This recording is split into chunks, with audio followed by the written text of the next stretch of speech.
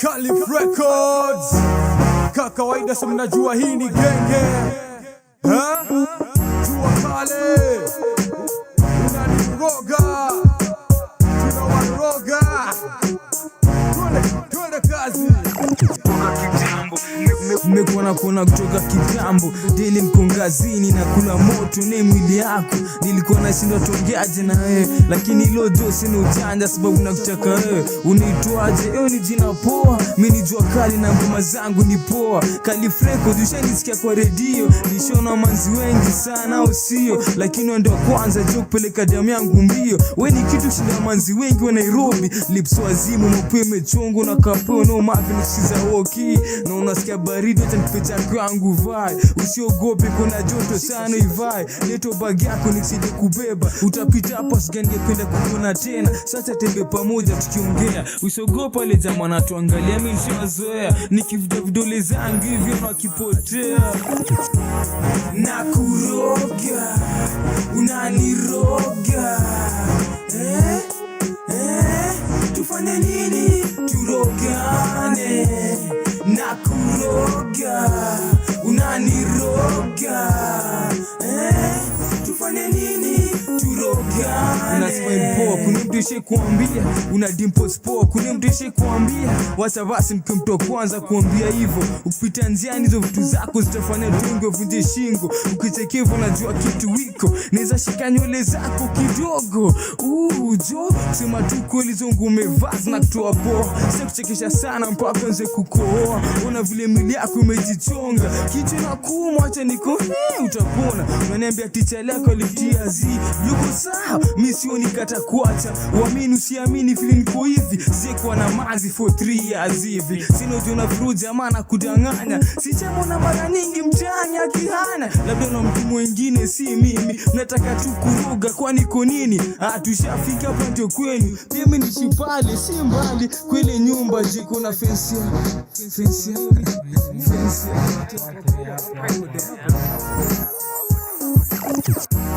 Nakuroga, unaniroga.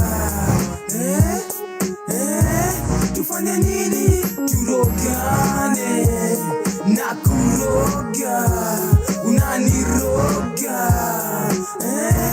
Tufanye nini?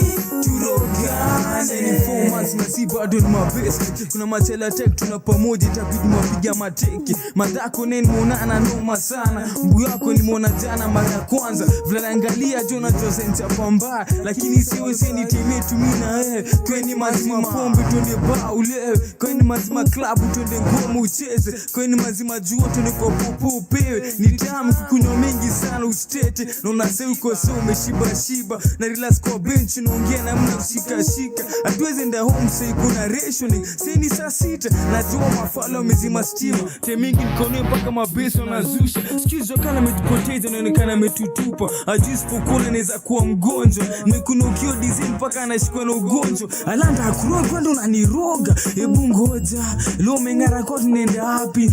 Ile movie likuwa nimesahau. Inaanza saa ngapi? Inaanza saa ngapi? Nakuroga, unaniroga.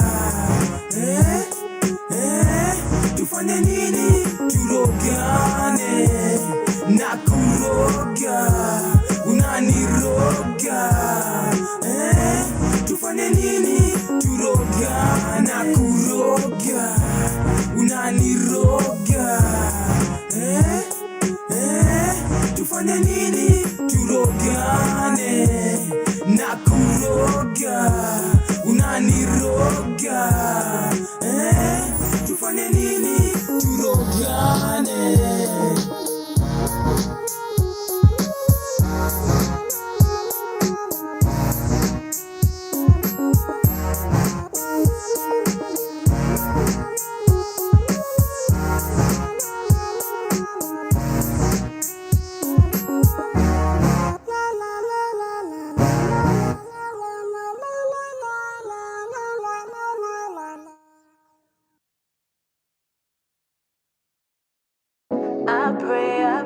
I pray.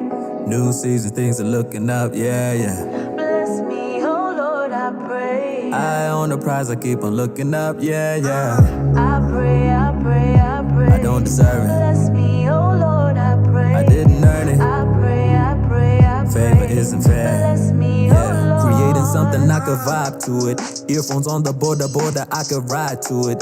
Though at first I didn't think I had time for it. New music in the new year said that I'd do it. When there's a challenge, you see why cool accept defeat. Flexing creativity muscles on Chumbani beats. Ni mzuka inachoma like the summer heat. I'm bringing that heat, but still trying to play cool kabaridi ya July. Kutoka time ya sinandai, God amekuwa mtrue hadi sasa nimewai. Family road trip, Malkia amefry. Little man in the back booster seat and a smile. Si alikuja juzi eti sasa anataka bike. Mambo di school fees, punde atapata wife. Misi baki rat race ya kufuata likes, not wasting my opportunity to do it right. Watch me. This is what true joy feels like. Watch me. More than a feeling and it's real nice. Watch me. Not just material, it's real life. My life's a billboard, made to shine real bright. Yeah, I celebrate that real life. Friends, family, I'm thankful that we real tight. Yeah, I celebrate that real life. Counting blessings and I think I'm doing real nice. Yeah, we know that life has got its ups and downs. Standing on the mountaintop or lying underground. But most of living is done in the spaces in between. I train myself to see the beauty in the simple things. Simple things. So I'm glad to be here. Nikikumbuka yale yote tumepitia. 2020 was tricky, please no repeat here. Can we jump over it cause you know it's a leap year. Control alt delete, yeah. Not exactly how I want it, but I got it like I need it. Taking hits on every side, beaten down but not defeated. Emanueli, yeah, you nami ni lazima tafaulu. Even through the hard times, got a lot ya kushukuru. Watch me. This is what true joy feels like. Watch me. More than a feeling and it's real nice. Watch me. Not just material, it's real life.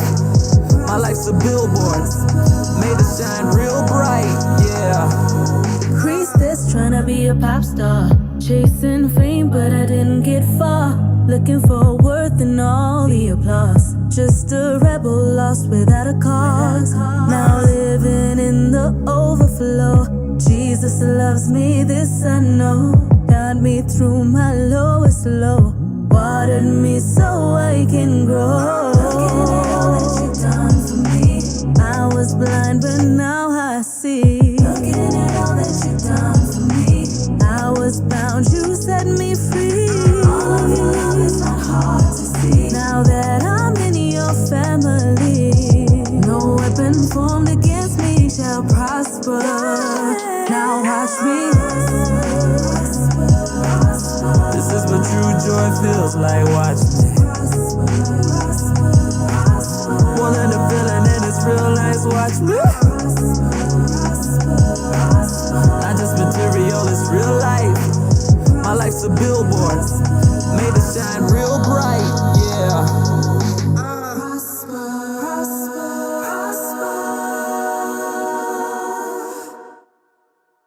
From sunrise to sunset, all day and night. Pawa Radio.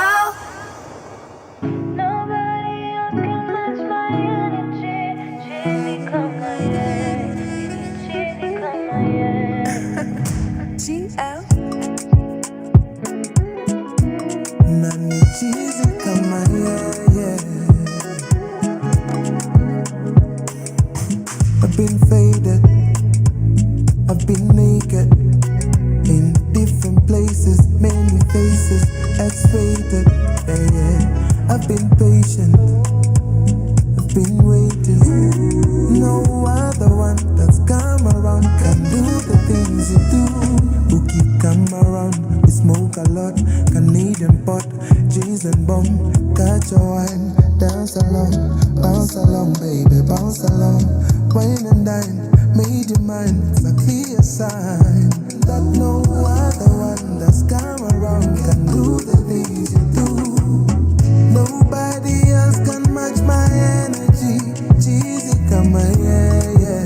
Cheesy come on, yeah. We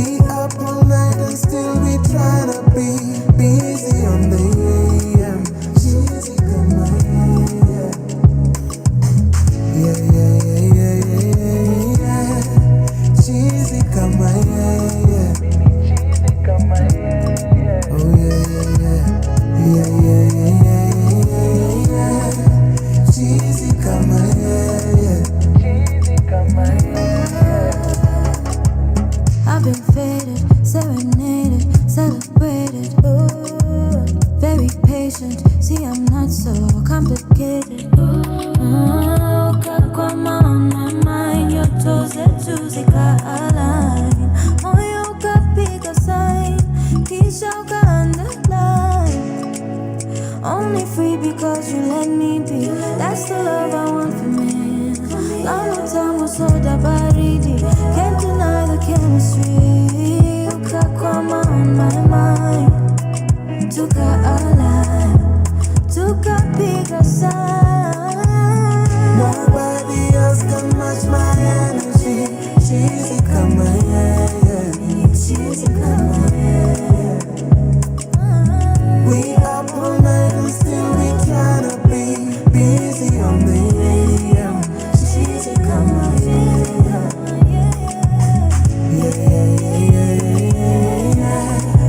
Cheesy kama yeah. Oh yeah. Cheesy kama yeah. Cheesy kama yeah.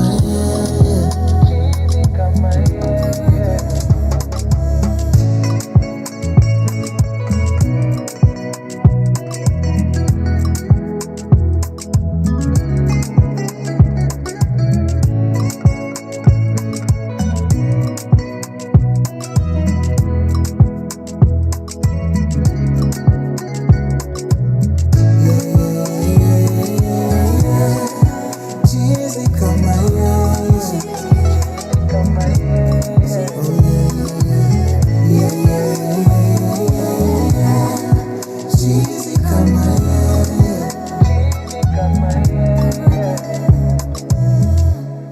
From sunrise to sunset, all day and night. Power Radio.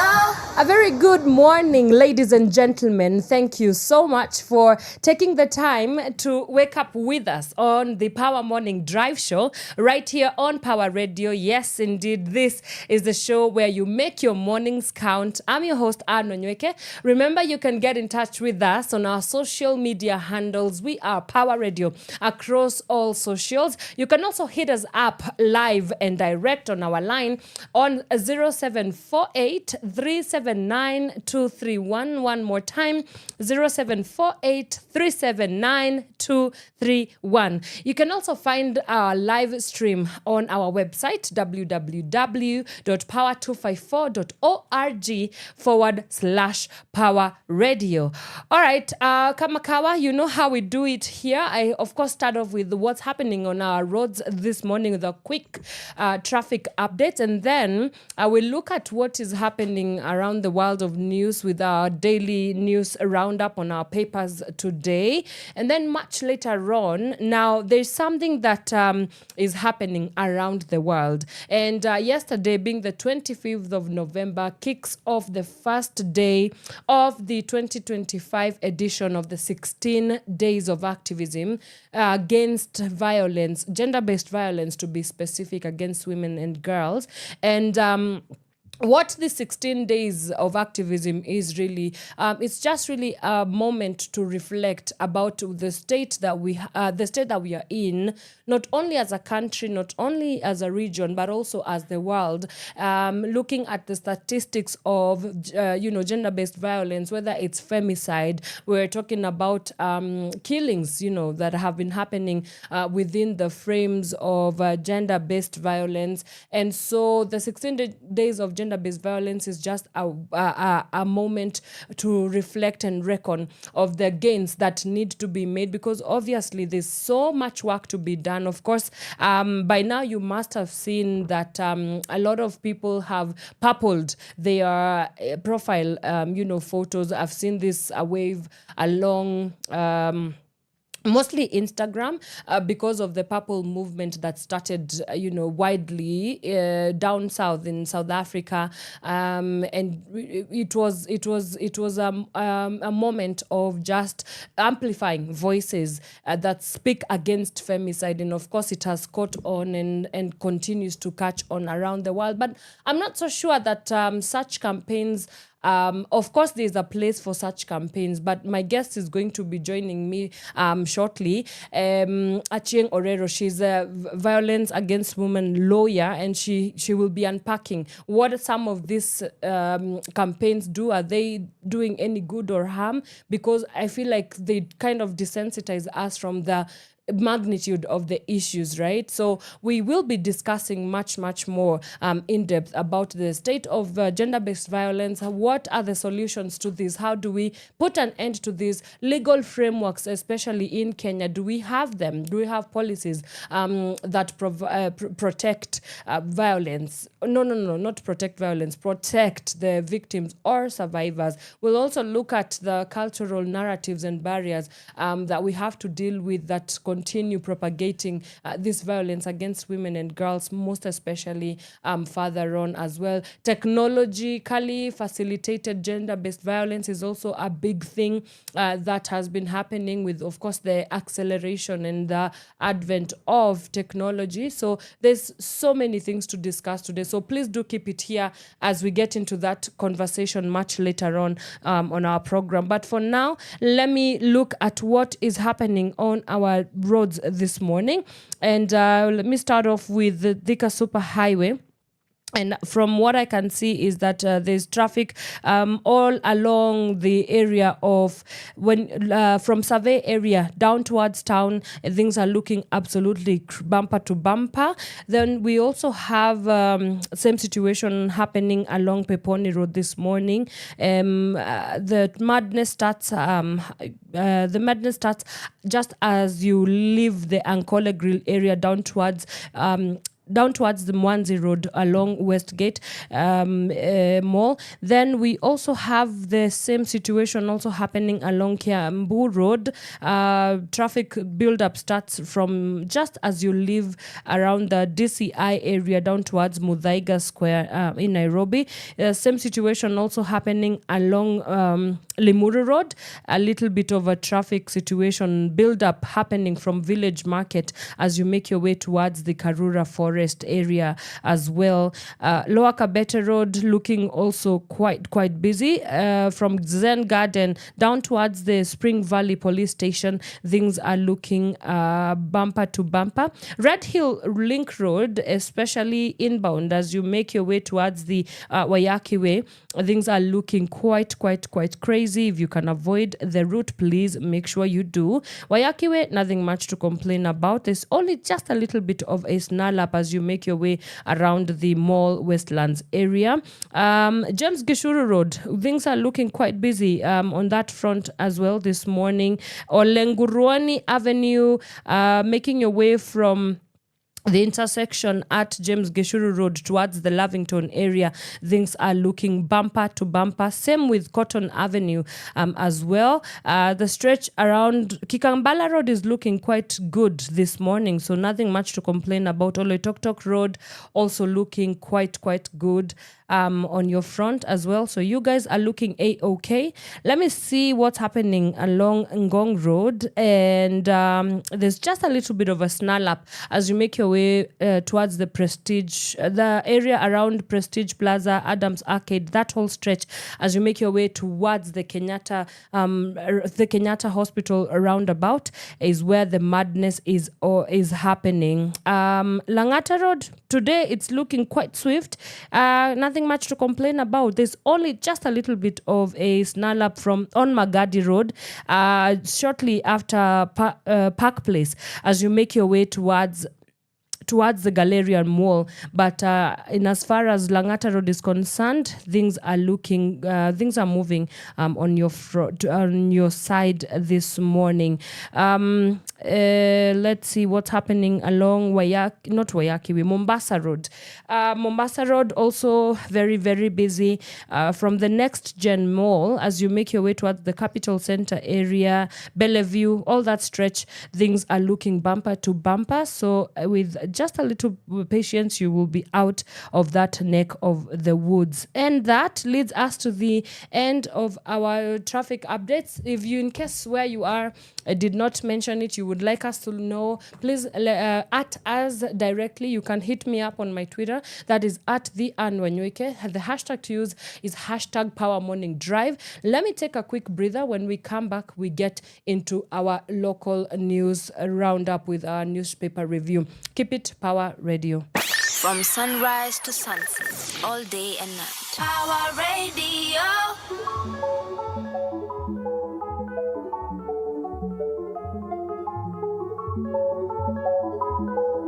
I dream of a sky where the lights never die down. I'm awake in my sleep and I'm falling to the ground. I want the answers to the questions of the reactions, whether it makes sense or the path is fatal attraction. Is it the whiteness of the cloud or the steam in my mirror? Is it the broken of a glass? Could it be more clearer? 'Cause I feel so alive. No one can stop me even if they try. 'Cause I've been trying much too long. You can beat me down, I'll stay strong. 'Cause I feel so alive. Beat me down, I'll stay strong. Through the rain and the hail and the fire, through whatever they bring, till I get my desire. Is it the whisper of an angel or the pounding of my heartbeat? Is it the playing of a record where the drumming and the bass meet? 'Cause I feel so alive. No one can stop me even if they try. 'Cause I've been trying much too long. You can beat me down, I'll stay strong. 'Cause I feel so alive. Beat me down, I'll stay strong. Wananidharau lakini usikise mtu wangu, kuna venye nimekafunga ka Ramadhan, weze ni sahau tunikingia kwa booth mule boy ukikizwa masnia design ya Jackie Chan, sotam nikate mguu, amwezi ni defeat, finya backspace kwa comp wezi ni delete, kuja na pinya still amwezi kuni beat, na hizo wealth zote mkonazo amwezi kuni reach. Wanadai mini mskini, I need to gain some weight. Mini maskini mapocket needs to gain weight, cause raha wanabonda, after raha wanahara wanakonda kangonda. Mini hustling daily, kukula smart make sure nimenona kuliko anakonda. Sikizi wakiniona ni sura wanakuaga wamebonda, hizo mipaka tunazivuka bila bada. 'Cause I feel so alive. No one can stop me even if they try. 'Cause I've been trying much too long. You can beat me down, I'll stay strong. 'Cause I feel so alive. Beat me down, I'll stay strong. No one can stop me even if they try. 'Cause I've been trying much too long. You can beat me down, I'll stay strong. 'Cause I feel so alive. Beat me down, I'll stay strong. Don't let discouragement get in life. Wala wanakuambiaga uwezi toboa, wala wasikuchekelea. That time that we prove them wrong. Size from here otherwise. The future's here. With the best leader. That's the ego mtu wangu. If you're still hating on us, go on, cause we need that. It's not banana, baby. Your kind of music, all day, all night, right here on your only station, Pawa Radio.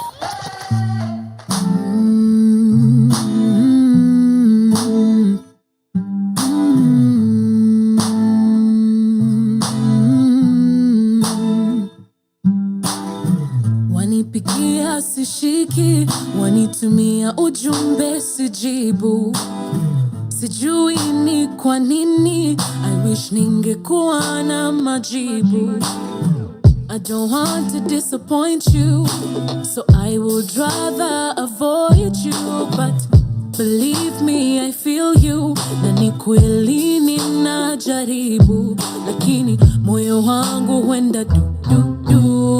Every time I think of me and you, I'm afraid that I am going to love you, then later I am going to lose you. Moyo wangu huenda du. Every time I think of me and you, I'm I'm afraid that I am going to love you, but I'm gonna try.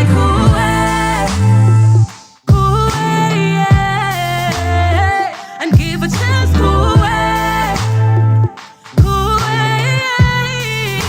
Utando lwa miluka Kifuna ukuphumelela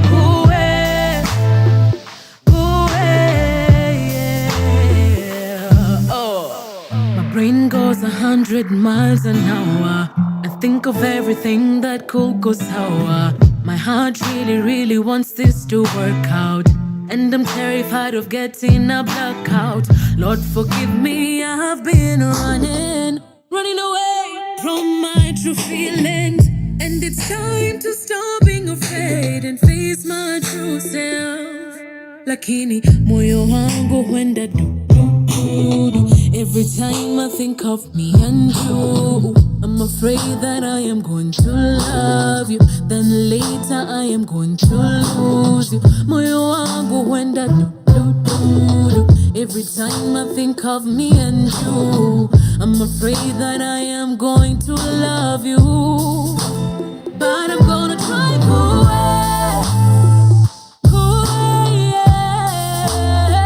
And give a chance.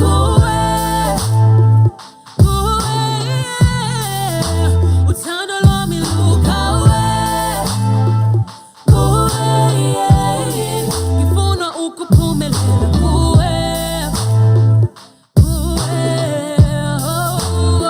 I'm gonna try.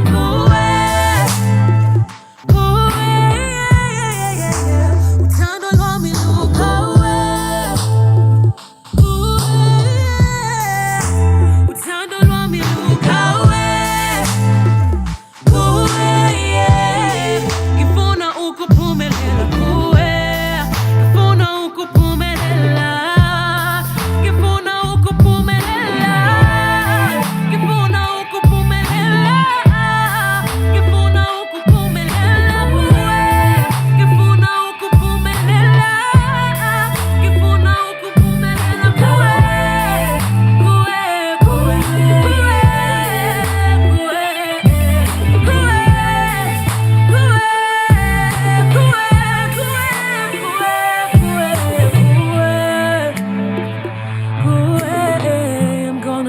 I'm gonna try for you. 'Cause I'm gonna try for you. I'm gonna give my love to you.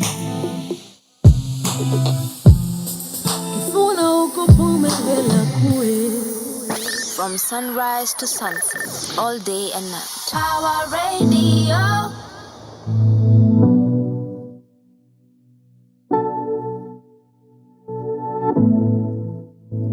Oga onyamalie, oga onjurage koro, oga ondige taitare na kene oga guwathie, oga umelie ndetoro, oga ondige taitare na kene.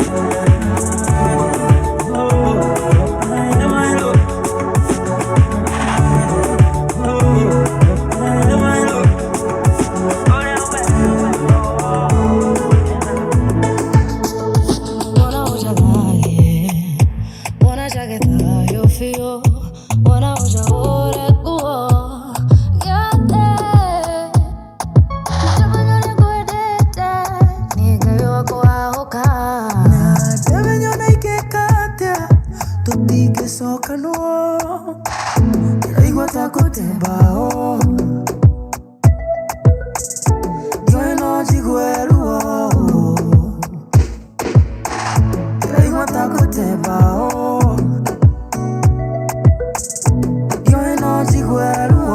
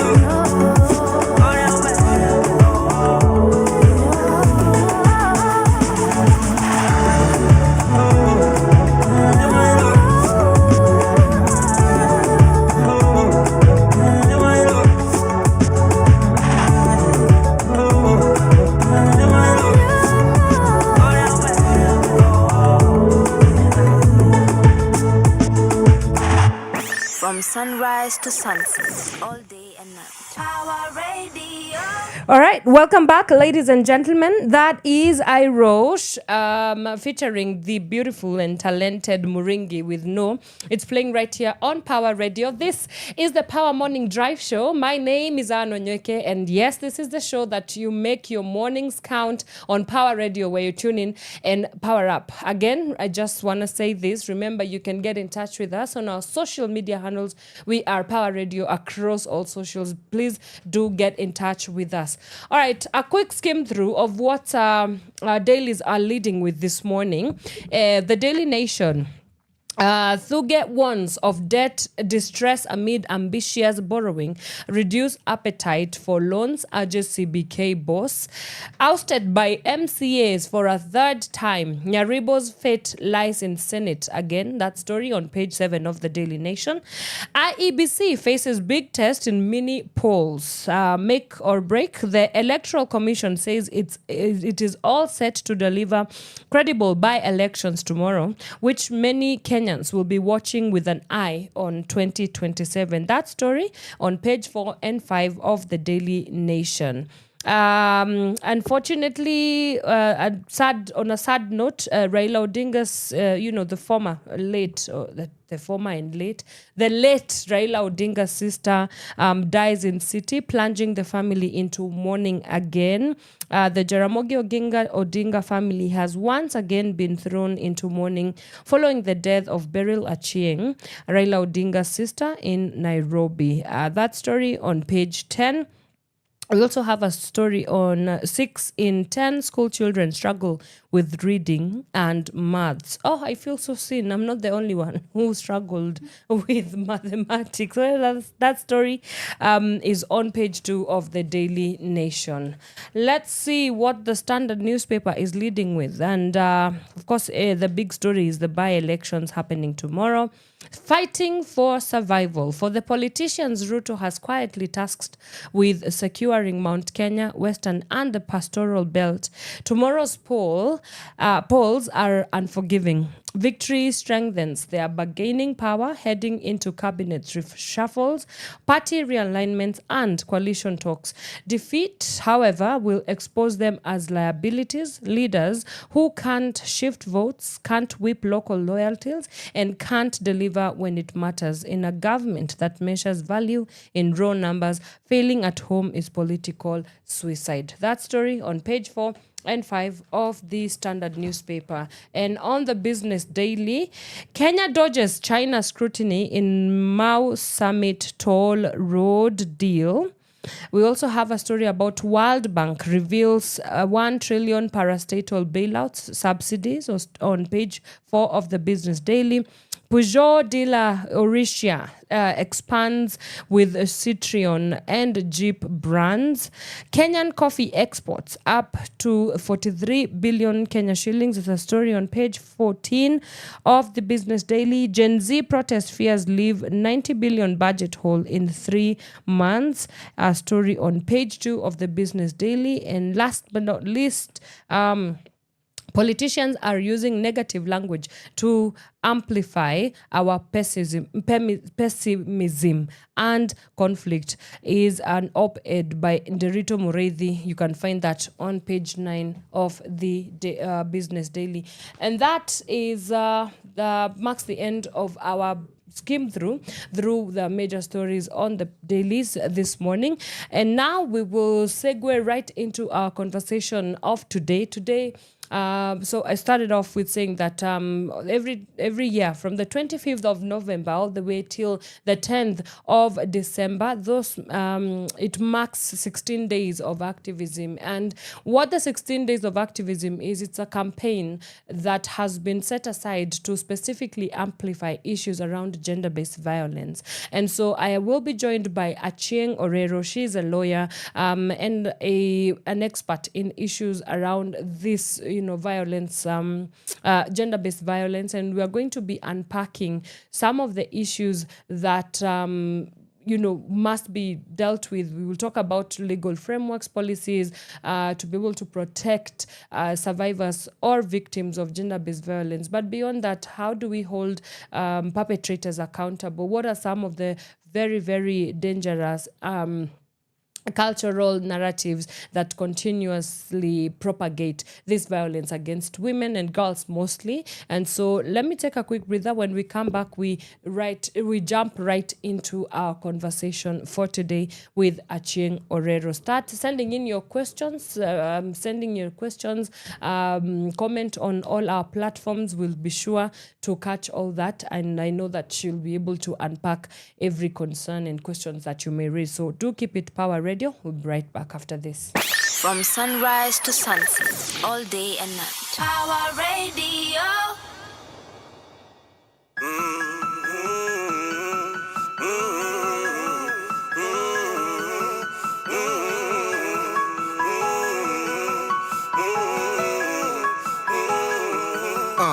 Wonfala mganiane kama mng'ari kwa list juu ya Ferrari, ana degree au ni journalist tu journalist.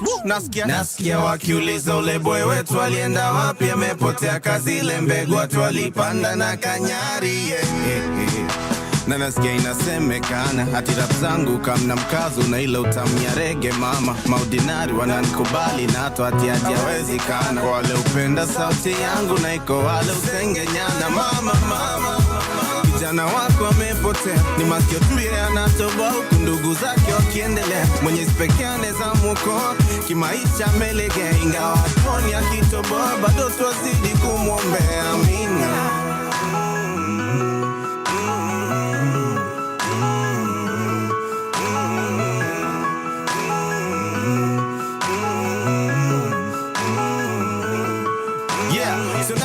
Ya ofisi, sina njana jua mpishi, sijaifanya kazi ya ofisi, sijailala kasi, sijadishi, sijarap kitu katoka o6 hivi. Trust me, siezi rasmi, miata niache mziki miaka 50, nikirudi bado na crash nyenye niko fast me. Ndani ya party na nguo rasmi, tumepigwa pasi hapo katikati, napiga mic check juu niko party, na niko night shift, niko busy, sikuwa najificha. Clearly you rappers missed your teacher, vitu mnaandika zinachuma picha, nkiwisingi hata kuwafundisha, sauti nasikiani. Don't waste your time wishing you're too proud, my baby. Too proud to wish they had an easy way out. Let times get tough so they remember you're a blessing. When life is good, they won't forget to say, ooh, ooh, ooh, ooh, ooh, ooh, yeah. Hey, yeah. Naulizwa mbona niliacha mziki, ati nilikuwa mkali juu ya mic na namisiwa na mashabiki. Niliacha game mapema hata kabla refa atapiga firimbi. Bila kwa heri ati walistukia tu kuna clip moja imbi. Samahani nimepotea, shukrani kwa wale wamenifikiria. Hizo miaka zote nimekuwa missing, lakini kwa kitu hamjaniambia. Kani ningebaki bado ungekuwa nataki ya kusikia nikiwaimbia. Ama by saa ingekuwa mnanifanya vile mnafanya mapioneer. Story kwa media ati nimetapa niko juu ya madawa na hangaika. Show ni yote mali mbada. Hebu kama ukate raise mnaita. It's not that serious, rap ni hobby. Bila mziki bado na manga. Ingekuwa career singekuwa nalia kusikia ati Nairobi. Ambia ni ukama sijifeel sana. Wewe ni mgeni sikia kwanza tunakupenda. Ukikakata choka na wewe hivyo ndo kuenda. Mimi ule mgeni alikaa siku 2 tu. Sikukaa siku mingi nikuachie nafasi ya kuchoka na mimi. So now you know. Shinski. So now you know. Beat ya Kega. So now you know.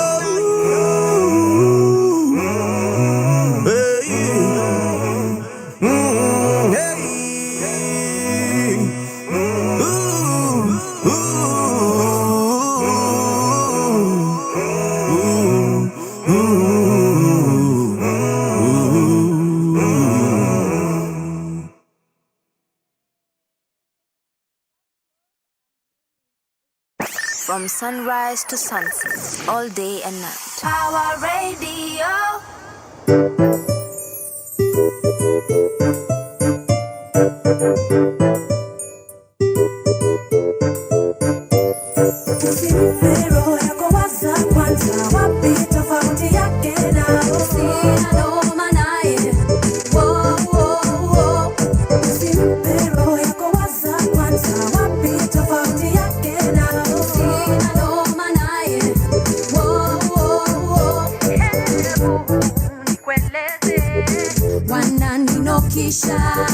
Wananiambia mimi ni malaika, ninawapendeza wote, wananiwaza, siwezi wakata njaro zao manufaa.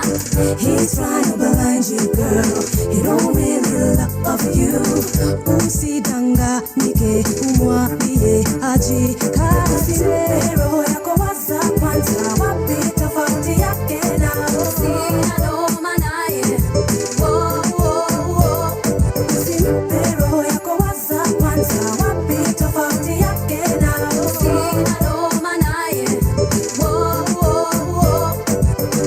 So many times I told you I'm the type of guy you'll never find messing around with your mind, alright. But ever since I've been away, you acting like I wanna play. Do you know how you make me feel? Roho yako waza kwanza, wapi tofauti yake na roho naye. Roho yako waza kwanza, wapi tofauti yake na roho naye. Anakushow smoke sigara kwa wingi na gnagza tu. Ati wewe kuwa na mita kuwa blanda juu. Nimekuwa bad boy ever since standard 2. Kuchapa watoi mateke hadi na ganda mguu. Lakini ajui ya mfaidi. Akikuambia mimi ni roughneck bad boy ndo unanipenda zaidi. Kila roho yako imechagua ishachagua, na hiyo ni kitu nitoshua. Hata yeye mwenyewe anajua ni Shinski. Baby una smell fresh kama lavender na cherry. Silikuite Mariah jua vile umecarry. Ring kwenye belly na smile ya Halle Berry. Matake ni like since ni cheki koteli. Jumi wanga juu ya maji jo kama ferry. Ni wanga magush na sedusa hata medusa. Na gusa kibusa anapata magusa. 9 inches kwa boxers abas baby. Roho yako waza kwanza, wapi tofauti yake na roho naye. Roho yako waza kwanza, wapi tofauti yake na roho naye. This year's getting critical. Intellect you and the physical. Nipe nafasi, nipe hii interval. Nikuoneshe loving is unbeatable. Now ambie wasintafie. Tuende nyumbani baby tusinzie. Nikupe detu ima kwa kalenda. Nikupe agenda kupenda bogi benda. Mmetia bidii bana sikubali. Ukinikata na chenja best yako kwani mtu wa nguvu kama mimi siwezi kabila manzi. ingia ndani kwa ndani, nipe roho yako, nipe kila kitu yako, shika maua ringia beste zako, shika halua kulisha beste zako.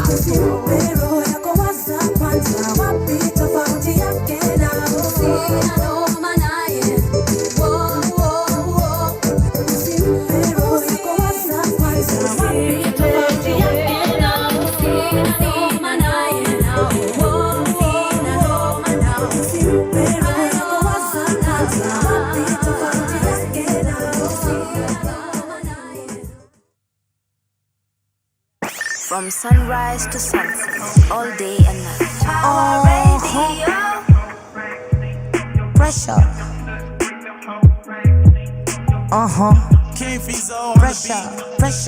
Pressure. Mambaru wako juu ya usoro mtama eneo juni riski vimezisha. Sikia kuna njege likangwa na rende ya mrasta hii wiki alitembeshwa. Block ni kumoto na saka the shooter na zogo na feel your temperature. Mayuto meficha zabe tu macho kimbicho lalisho taprembeshwa. Mambaru wako juu ya usoro mtama eneo juni riski vimezisha. Sikia kuna njege likangwa na rende ya mrasta hii wiki alitembeshwa. Block ni kumoto na saka the shooter na zogo na feel your temperature. Mayuto meficha zabe tu macho kimbicho lalisho taprembeshwa. Pressure.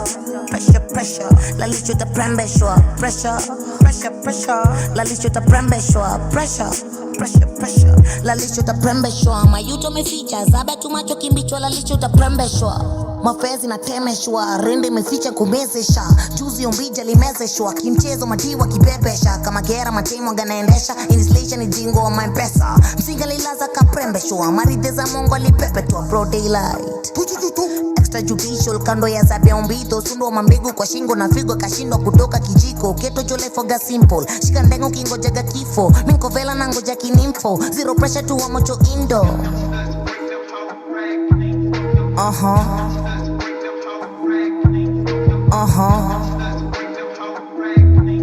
Pressure. Mambaro kujia usoro mtama eneo juni riski vimezisha. Sikia kuna njege likangwa na rende ya mrasta wiki alitembeshwa. Block ni kumoto na saka the shooter na zogo na feel your temperature. Mayuto meficha zabe tu macho kimbicho lalisho taprembeshwa. Mambaro kujia usoro mtama eneo juni riski vimezisha. Sikia kuna njege likangwa na rende ya mrasta wiki alitembeshwa. Block ni kumoto na saka the shooter na zogo na feel your temperature. Mayuto meficha zabe tu macho kimbicho lalisho taprembeshwa. Pressure. Lalisho taprembeshwa. Lalisho taprembeshwa. Mayuto meficha zaba tu macho kimbicho lalisho taprembeshwa. Mahindra inapiga maraundi, mamwera wa jingo likwara kuficho lishiko kaniko kalaundri. Nulizo majina ukifinyo maniga unapigo kamuzi yako sauti. Mali ya inchi sauna sauti bigi wa chichi bazu wa county hali ni shwari zi.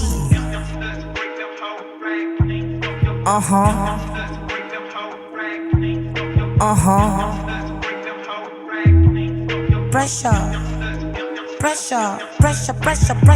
Mambaro kujia usoro mtama eneo juni riski vimezisha. Sikia kuna njege likangwa na rende ya mrasta wiki alitembeshwa. Block ni kumoto na saka the shooter na zogo na feel your temperature. Mayuto meficha zabe tu macho kimbicho lalisho taprembeshwa. Mambaro kujia usoro mtama eneo juni riski vimezisha. Sikia kuna njege likangwa na rende ya mrasta wiki alitembeshwa. Block ni kumoto na saka the shooter na zogo na feel your temperature. Mayuto meficha zabe tu macho kimbicho lalisho taprembeshwa.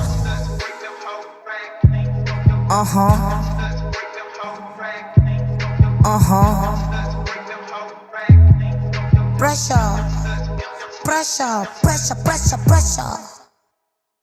From sunrise to sunset, all day and night. Power Radio.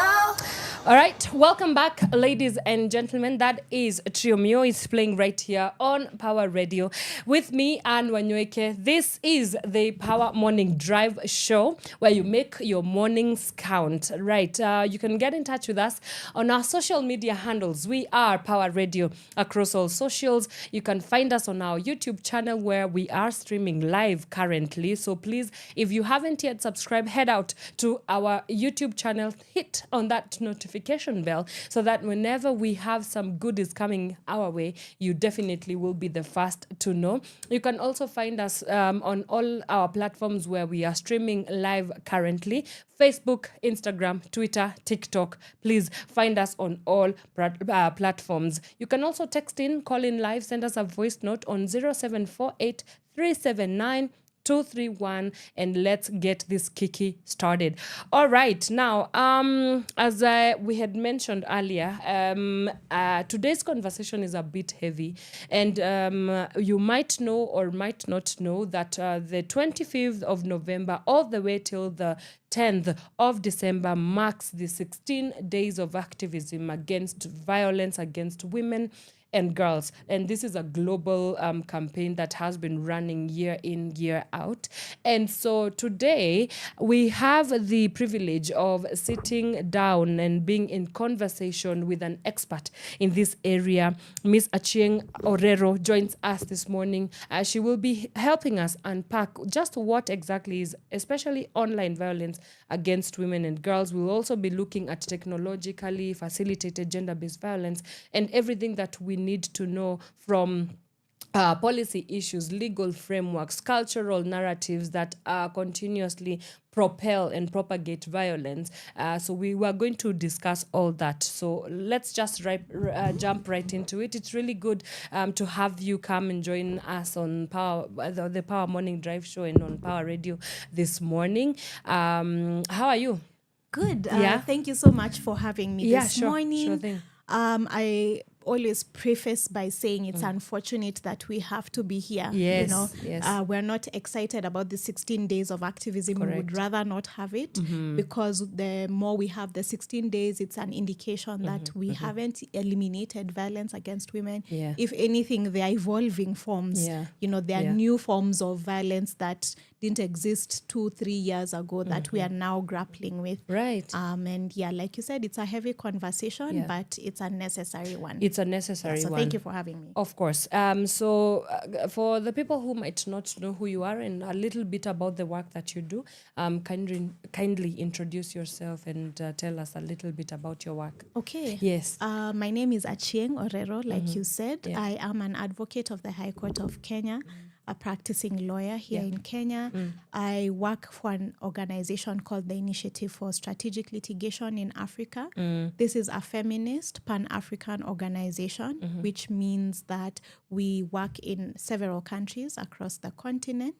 And our work is to uphold the rights of women, but through using strategic litigation. And when we say strategic litigation, we recognize the interpersonal incidences that women face, whether it's violence, whether it's related to their socioeconomic rights. Yeah. But we see the courts as the last port of call, the last place that women can go to to dismantle the systems that have been set up to continually oppress them as it relates specifically to violence. So my work focuses on dismantling the systems that have allowed violence against women to be so pervasive across the continent and specifically here in Kenya. Right. Yeah. So to set the tone of this conversation, let's start even from definition point because people have to understand the intersectionalities of violence because you know it's a lot. It's a lot it's a mixed bag.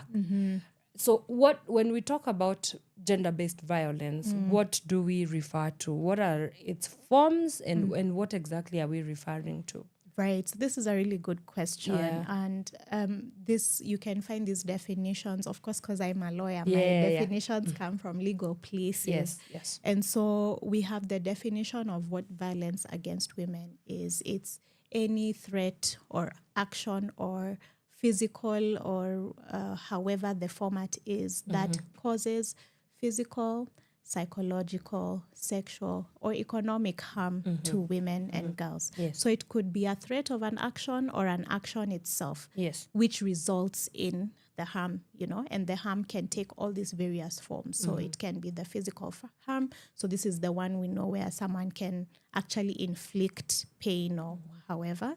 Then we have the psychological harm where people can inflict emotional harm. So people usually refer to this as emotional abuse. Yes. Then there's the sexual, harm.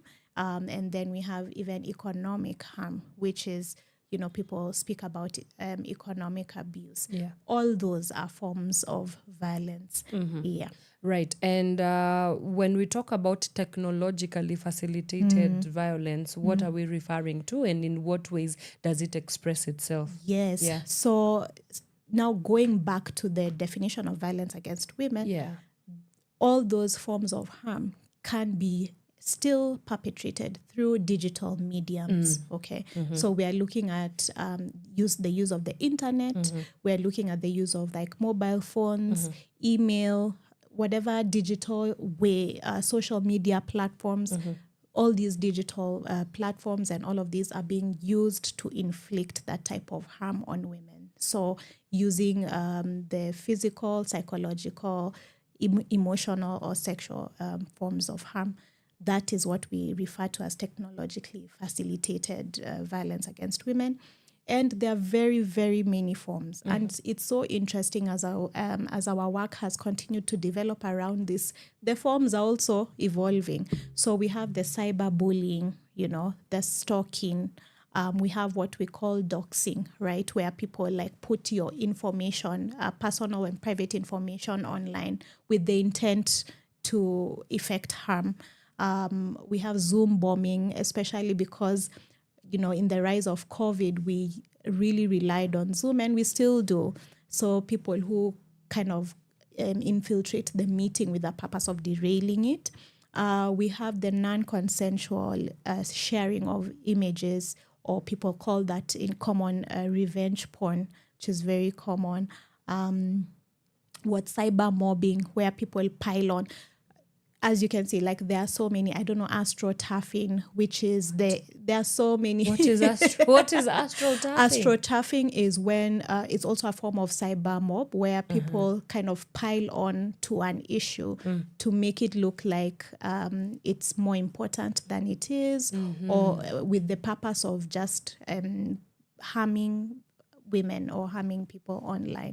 Yeah, so as the list I've given you is non-exhaustive. There are so many forms of technology facilitated violence against women, but I think the most common is the revenge porn, the non-consensual image sharing of images or videos, and also the cyber stalking and cyber harassment or cyber bullying. Wow. Yeah. Those are, I've never even heard about astral turfing. My Yes, goodness, yes. that's and when I look at that and then the state that we are currently in, I know that sometimes perhaps legal frameworks and policies can only do as much to protect, especially the victims or the survivors of this gender-based violence or the people that are targeted. But in Kenya, what are the legal frameworks that exist and the policies that exist to kind of create a protective environment, if at all we have any? And have they been socialized in our, whether constitution, society? Have they been implemented? Is there any commitment to their implementation? I know those are many questions, but I guess you can Yes. Yeah. No, but I get what you're trying to say here. Yeah. And I think one thing we always say, especially as legal practitioners, Kenya is one of these countries that has one of the best legal frameworks generally. However, when it comes to technology-facilitated violence, we are lagging behind, especially because of how quickly technology is evolving. Who would know, 2 years ago, 3 years ago, maybe I was late to the game, but ChatGPT wasn't a thing, you know? Correct. And now it's like in every few seconds you're there. I've even been in like Bible studies where people are using ChatGPT. Like there's no facet of life we're not using it. It has been fully integrated. Yes. Yeah. And so because of how rapidly tech is evolving, the laws are lagging behind. And so what we have resorted to is using broader laws that we have. They weren't formed with tech violence in mind, but can be read can be interpreted to protect or prevent violence. Right. So we have the Constitution. It talks about dignity, privacy, equality, non-discrimination as rights-based questions. And then we have our Sexual Offences Act. Yeah. So it has there things like sexual harassment, which can be broadly read to mean tech violence. We have there things like child pornography. We have grooming, which can be looked at in the tech lens. And then we have the very famous, I think it has become famous more recently, but it's a 2018 Act, which is the Cyber Crimes and Computer Misuse Act.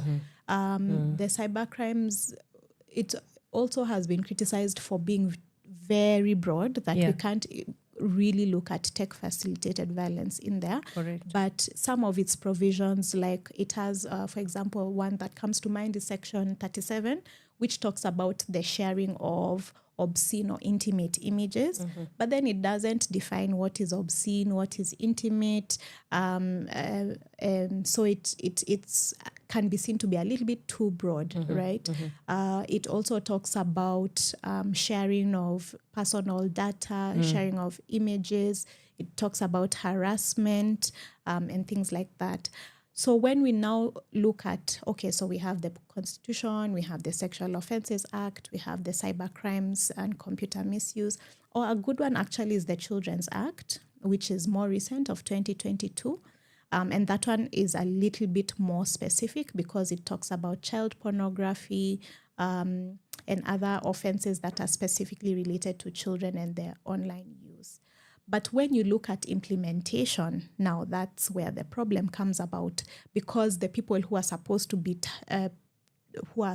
the ones implementing don't even know the extent that these laws And go to. unfortunately, some of them are also the perpetrators Some of of them are It's the funny. perpetrators, Yes. you know. Yeah, so when you see police agencies, so the people who are meant to investigate these crimes, don't really understand how the internet works. You see the laws being used mainly to protect maybe people who have a reputation that's worth protecting, you know. So we've seen in the recent past how the cyber crimes has been used to gag people from speaking about politicians online, you know. So it's used to protect the powerful rather than the ordinary citizen women online who are being subjected to abuse day in, day out.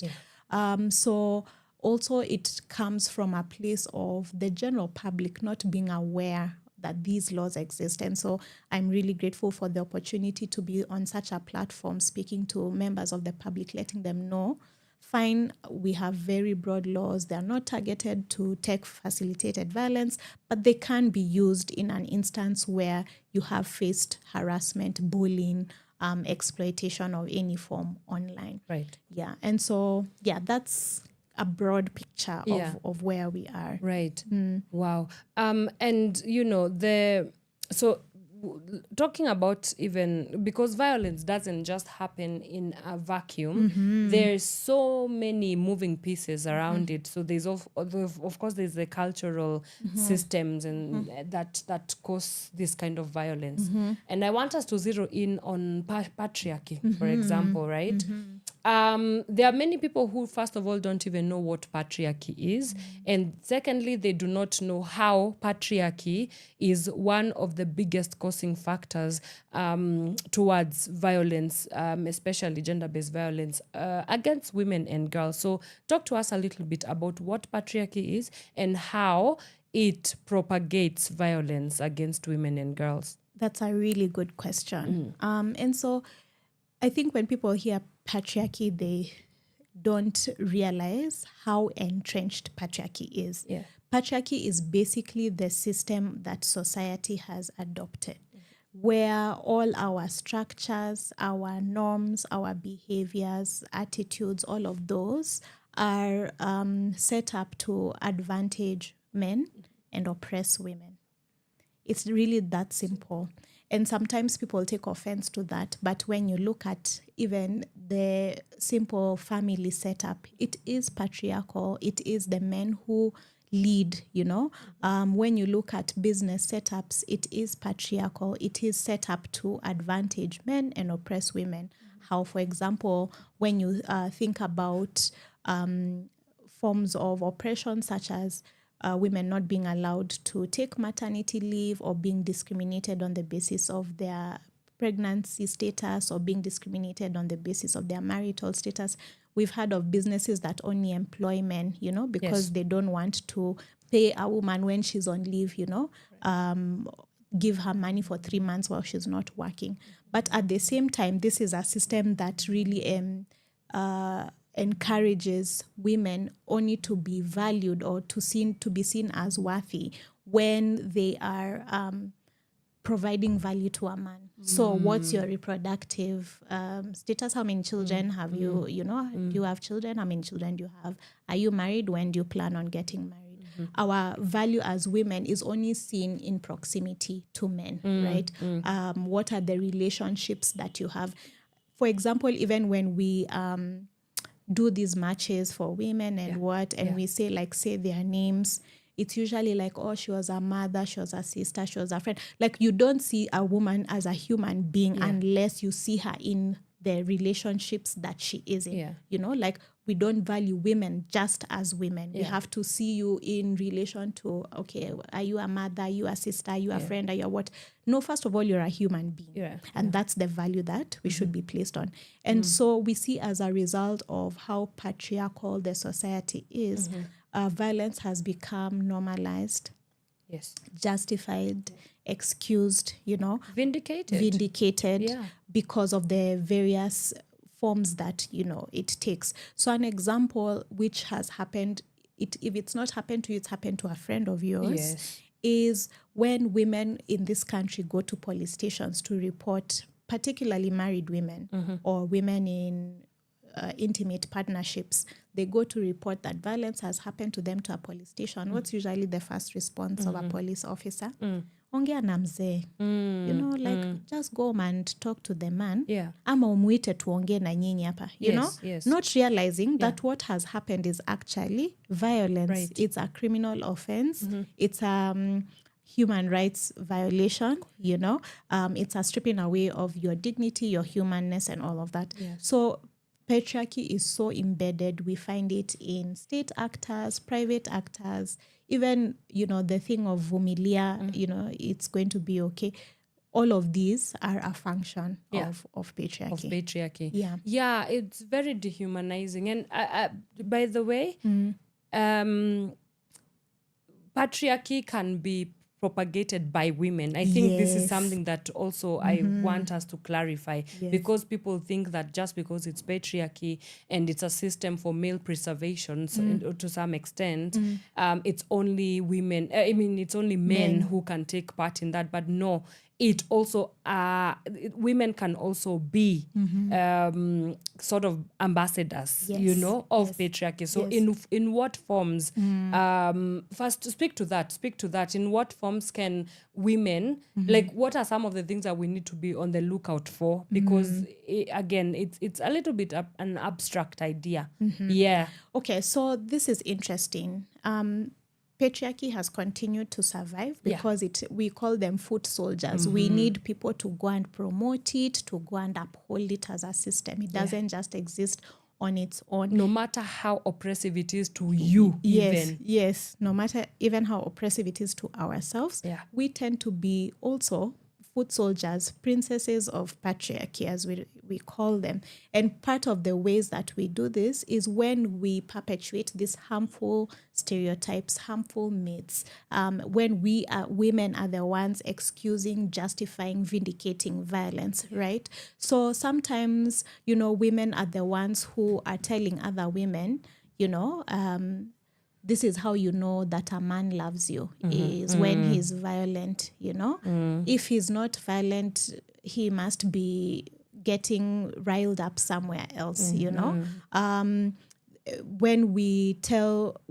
women say that the skills that, or our mothers didn't know better, but in this generation, some of the skills that you must have to be a valuable member of society are related to how marriageable are you, So it's not like how can you survive as a human being, how can you add value to society? No, it's how marriageable are you? What's the ex-wife material imefika wapi, So these are some of the ways that women continue to perpetuate patriarchy, right? But for me, the biggest and the most harmful part is when women are the ones excusing violence.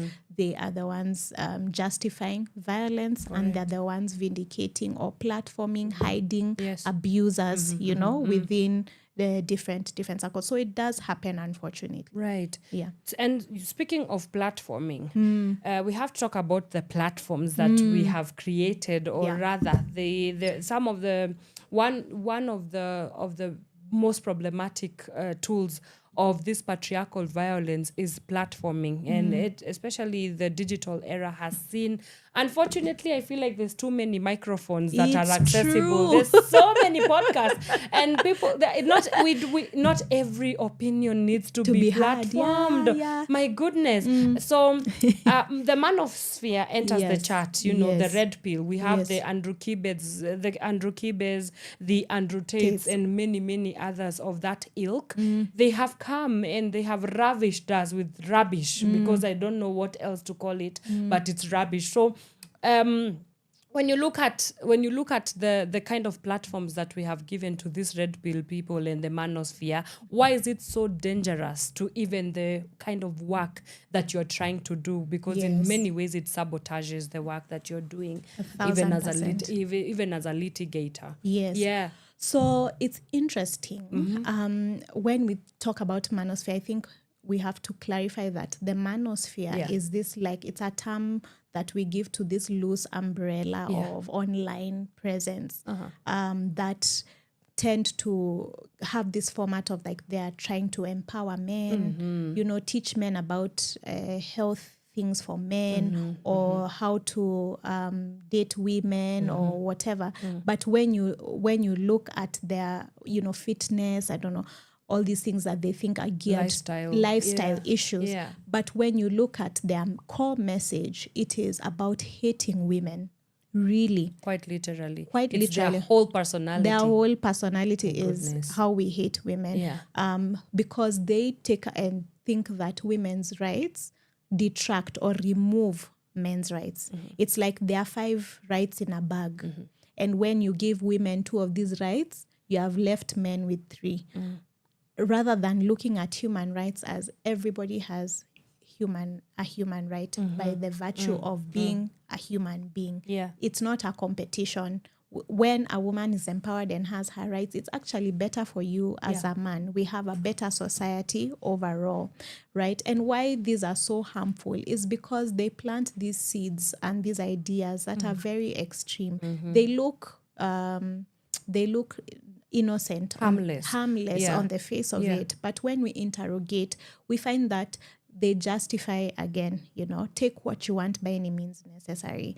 They justify force. They reduce the meaning of what consent is like in relationships, and they tell the men that this is how you should define yourself as a man. And so the harm comes in where you've made it now okay. And I think what is so harmful is how attractive these spaces are, especially to the younger generation, to younger men who are coming up. In the recent past, because I'm chronically online, have seen this conversation about there being a male loneliness epidemic. I've seen this. I have seen this. I'm like, okay, just go out and get friends. I'm sorry, it's you people who've cornered yourselves into this loneliness epidemic. Like, please. And now somehow it's the fault of women. Exactly. I what mean, are we supposed to do?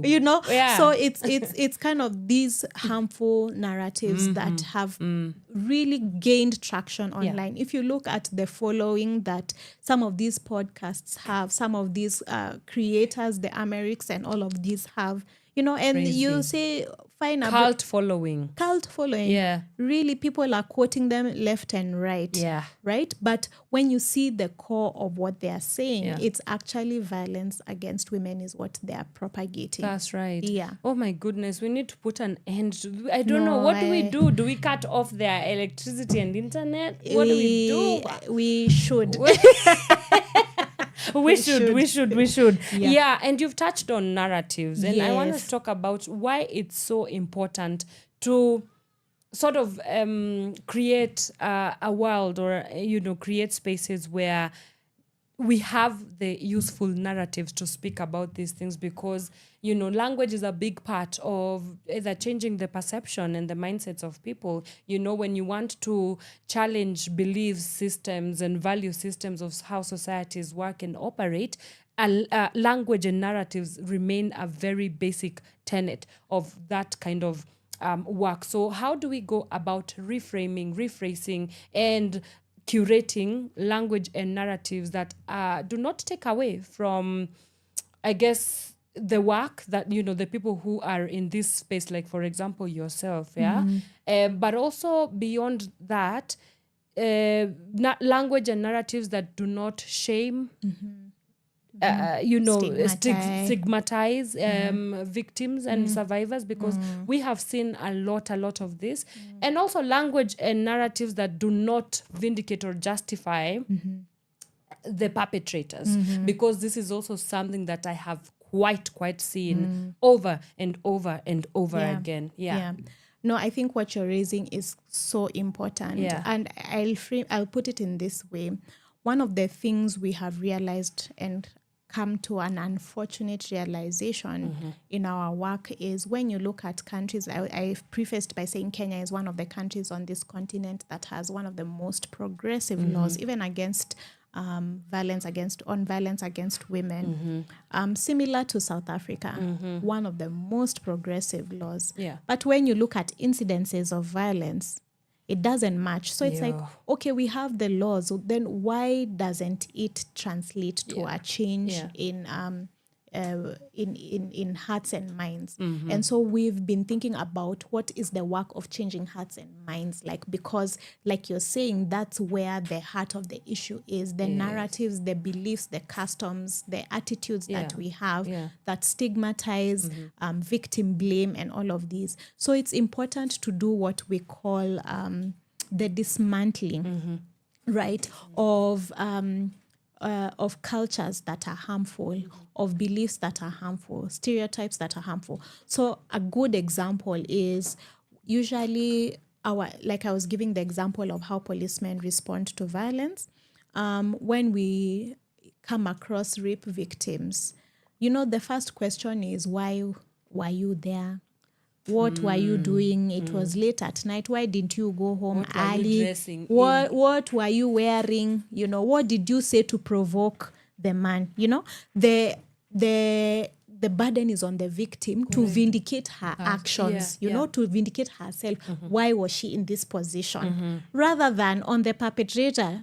Why are you raping people? What's the problem? What is the problem? What's the issue? You know? So we always are looking to the victims. And we call them victims in law because that's what the law recognizes. Survivors is more what we use in activism. Okay. And why? so, because it dignifies the survivor? Yes. It gives agency to the survivor, and it talks about the process that they have gone through. So when I say victim, it's not derogatory. It's just what the law refers to people who have been in this situation as. And so a lot of the work that we have to do is in shifting how we think about violence, right? And putting the blame where it needs to be. The blame needs to be on the perpetrators. The blame needs to be on the harmful cultures, that have made it so that violence is part of intimate partnerships.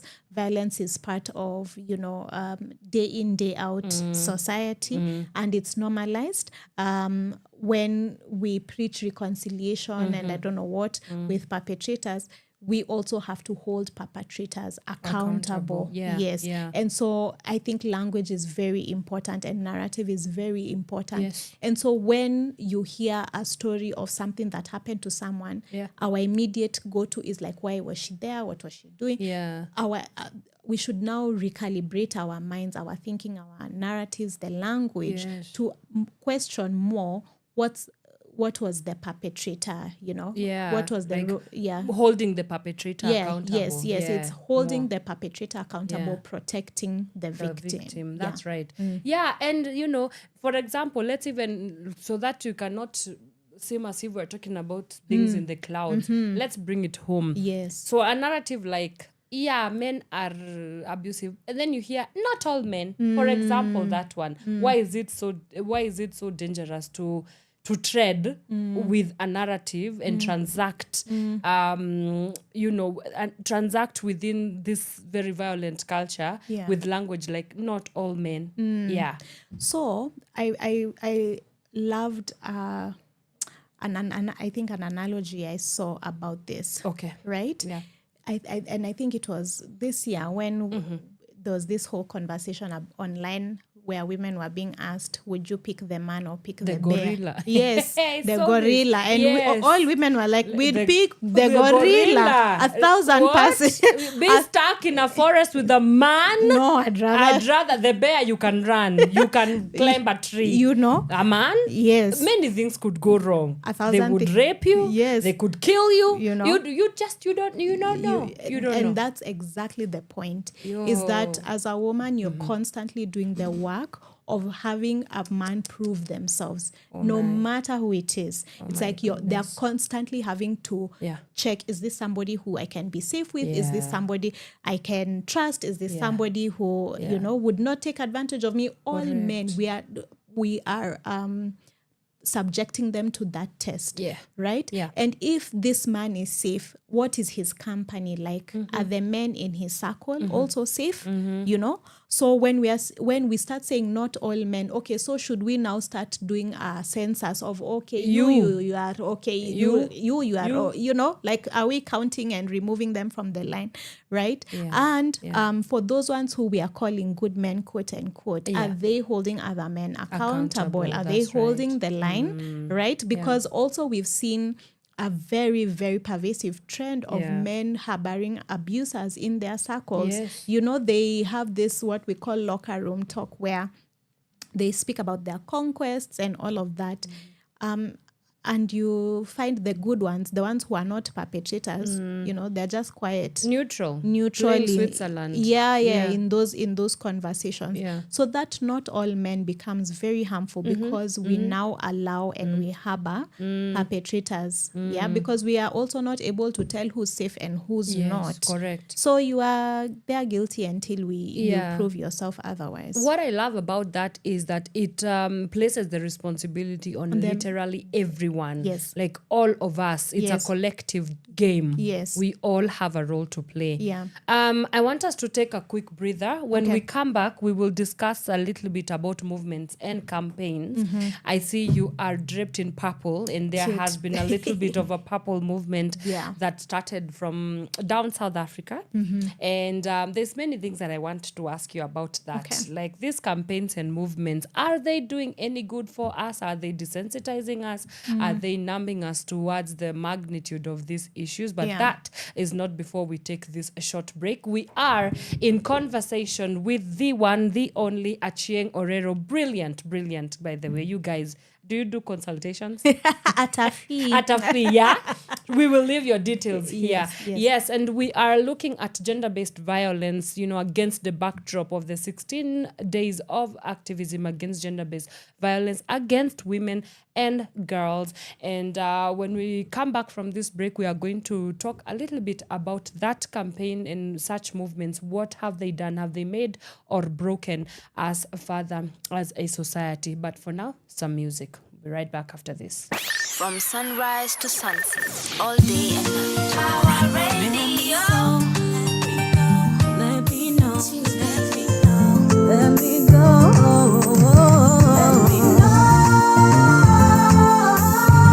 Oh, better still, won't you let me go? Won't you let me know? Oh, better still, baby, let me go. Won't you let me know? Why do I have to cry? Why do I have to keep asking the question? Why, baby, why do we have to fight? And why did you have to lie? Where you been, baby, late last night? See, if you don't love me, let me know. And if you don't need me, let me go. I'ma pack my bags and be out this door, 'cause I can take you no more. Let me know. Oh, better still, won't you let me go? Won't you let me know? Oh, better still, baby, let me go. Won't you let how? Do you expect me to just pretend that you and me are a happy family? Well, do you get the nerve to stand there and expect that I'ma put up with your shit?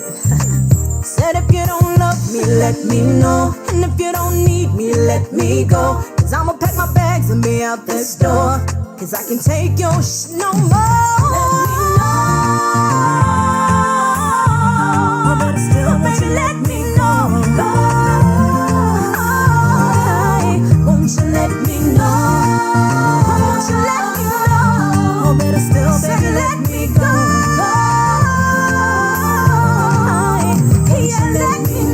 Tonight it's me alone in our bedroom, waiting on you, tearing it up like a damn fool. Telling my heart, baby girl, yeah, he loves you. Convince myself to stick around and just stay true. But that's about to change, cause I don't even bear your name. I'm done with obligation, boy. So here's an ultimatum, let me know. Oh, baby, let me go.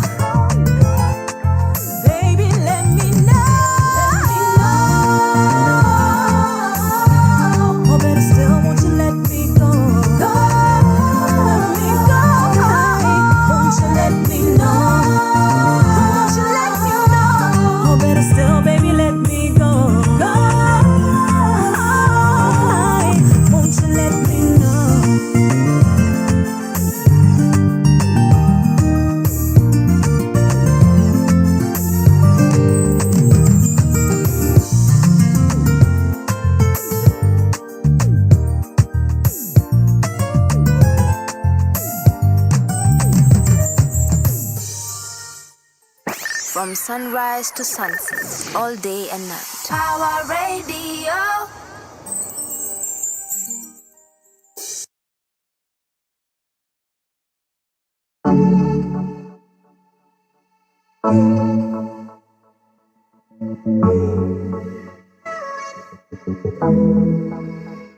You promised a lifetime. You promised to get away. You promised a dream. You promised to find a way. Where is it now? I gave you everything. Trying to lie. I guess you got everything. I was happy in my mama's house. I thought I wasn't, and I wonder how. I didn't wanna come out. Said you got a way out. Said you're gonna figure it out. I'm alone now. Somebody take me back to the innocence. I'm tired of this. These streets of Nairobi, streets of Nairobi. Why did nobody want me? Somebody take me back to the innocence. I'm tired of this. These streets of Nairobi, streets of Nairobi. Why did nobody want me?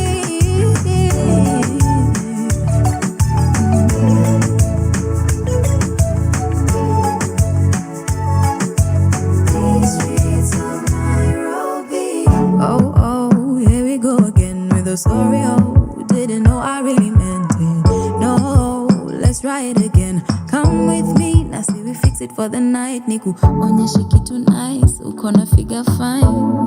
I have contemplated these lies before. Now I'm here and I'm ready for. I was happy in my mama's house. I thought I wasn't, and I wonder how. I didn't wanna come out. Said you got a way out. Said you're gonna figure it out. I'm alone now. Happy in my mama's house. I thought I wasn't, and I wonder how. I didn't wanna come out. Said you got a way out. Said you're gonna figure it out. I'm alone now. Somebody take me back to the innocence. I'm tired of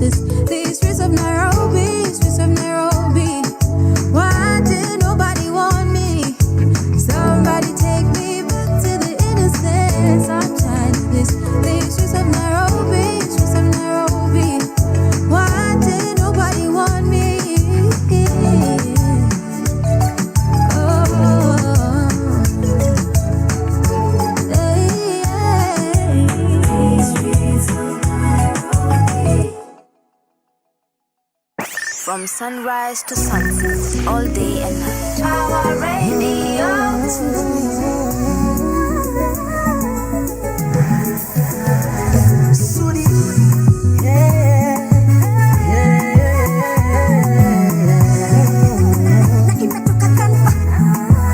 Naona bora afadhali nioe mke basi muwe wawili. Imepungua yangu imani, wananicheka ona majirani. Penzi nilokuwagia utamwondoa unanishia. Wazazi wanaulizia mpaka lini watasubiria. Na yaheshimu yako maamuzi, mara mbili fikiria. Ujana moshi una ujuzi, sote njia tunapitia. Na yaheshimu yako maamuzi, ujana moshi una ujuzi, mke wangu naona bado yaridhia kuishi na mimi. Naona bado maana hutaki kuzaa na mimi. Naona bado yaridhia kuishi na mimi. Naona bado maana hutaki kuzaa na mimi.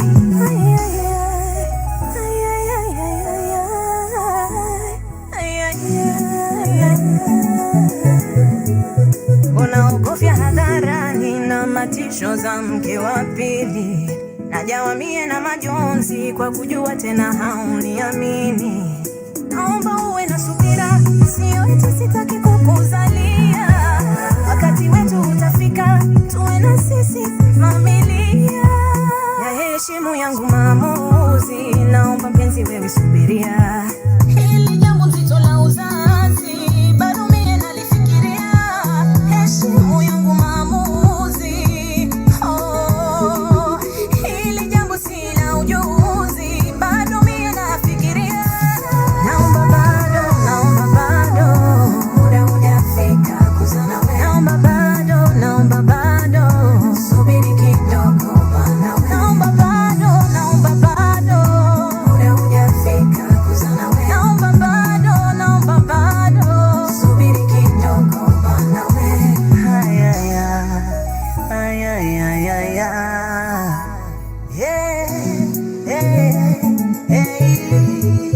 Nimejaribu kukwambia japo tuzae hata mtoto mmoja. Majibu nimesubiria, sikuelewi deli unasema ngoja. Unaogopa kupoteza ujana, unataka tuishi kama jana. Eti bado mapema, kifungu gani cha ndoa kimesema? Yaheshimu yangu maamuzi, naomba mpenzi wewe subiria. Hili jambo zito la uzazi, bado mie nalifikiria. Na yaheshimu yako maamuzi, ujana moshi una ujuzi, mke wangu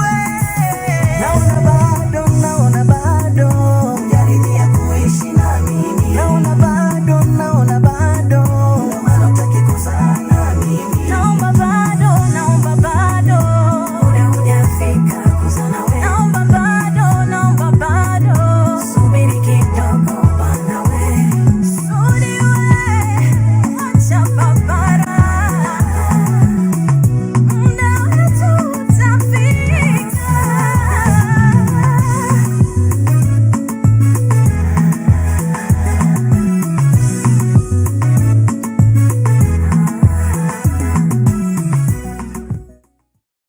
From sunrise to sunset, all day and night. Power Radio.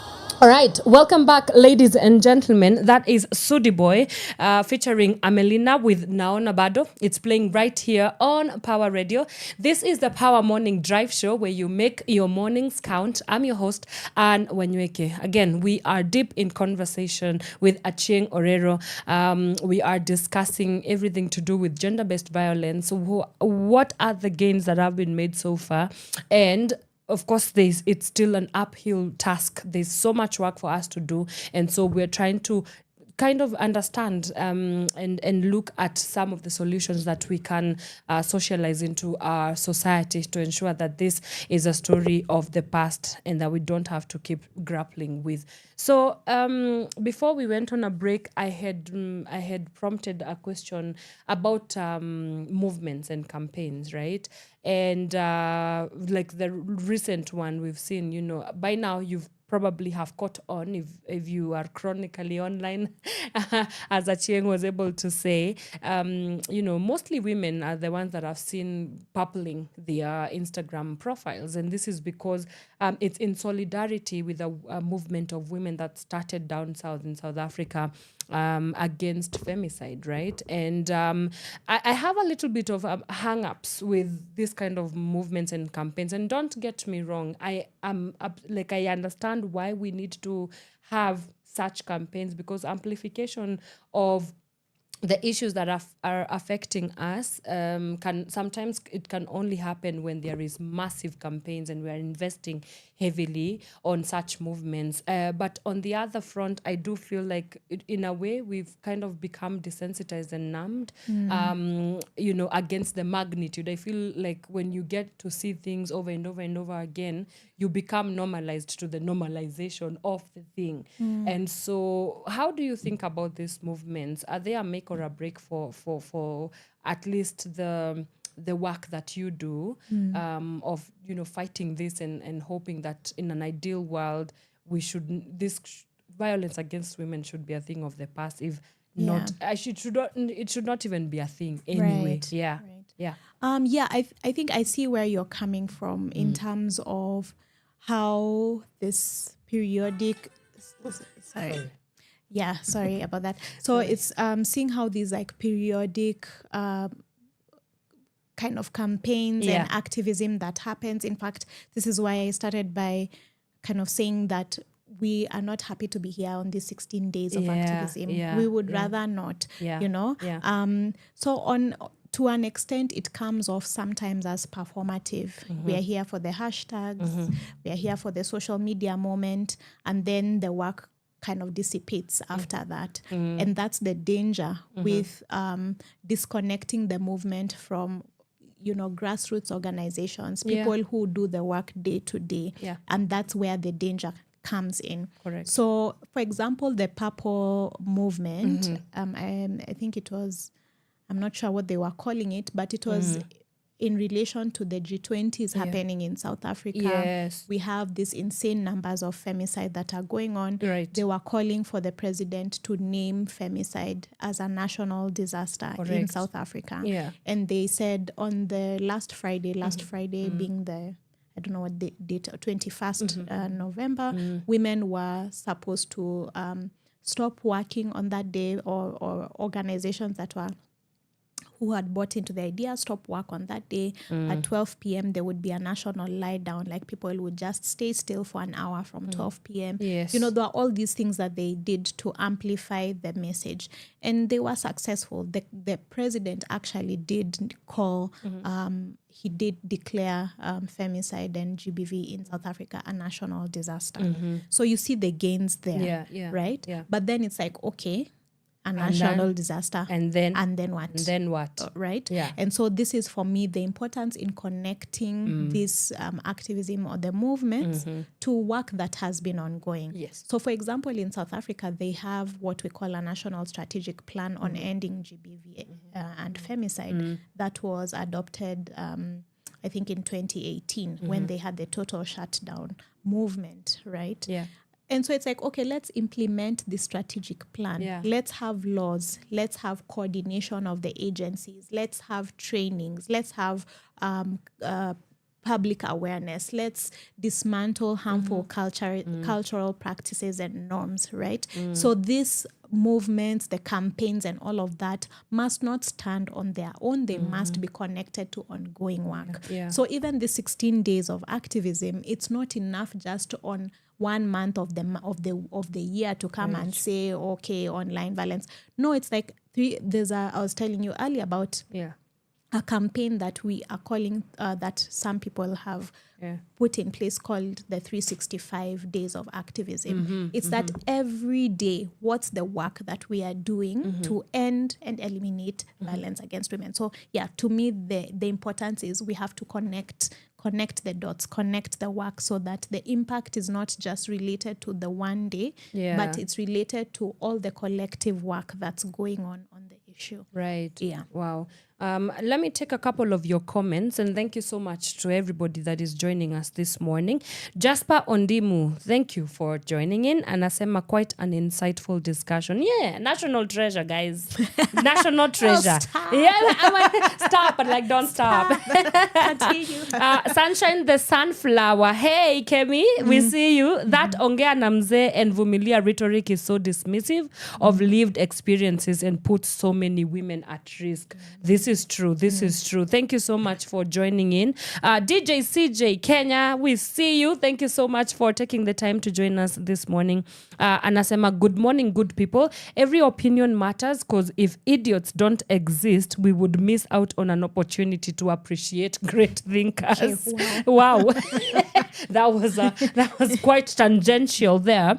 Just choose what you pay attention to. Hashtag 16 days of activism. And I like that even men are hopping onto this. And we will talk a little bit about male allyship, because I think it's absolutely necessary. Yeah. So why is it so necessary for us to foster male allyship? Okay, I think it's important because we don't live in a society that doesn't have men. Yeah. Unfortunately, we live with them in this society. Unfortunately? Oh, no, sorry. Did you say sorry. I meant... Our thoughts, your words. Sorry. We've been thinking, sometimes we are sorry, guys, only to the men. Let me rephrase that. Fortunately... we live in a world with men. You know, they are our brothers, our fathers, and all of this. Our husbands, our boyfriends, our exes, all of them, you know. And so it's important for us to be able to bring them on board, right? They are voices that are important. There are spaces that can only listen to fellow men. You know, there are spaces where men are the ones who hold the power. And these are, unfortunately, a lot more spaces. And so we need them in these spaces to be able to speak where we can't. You know, the message that we want to be spread.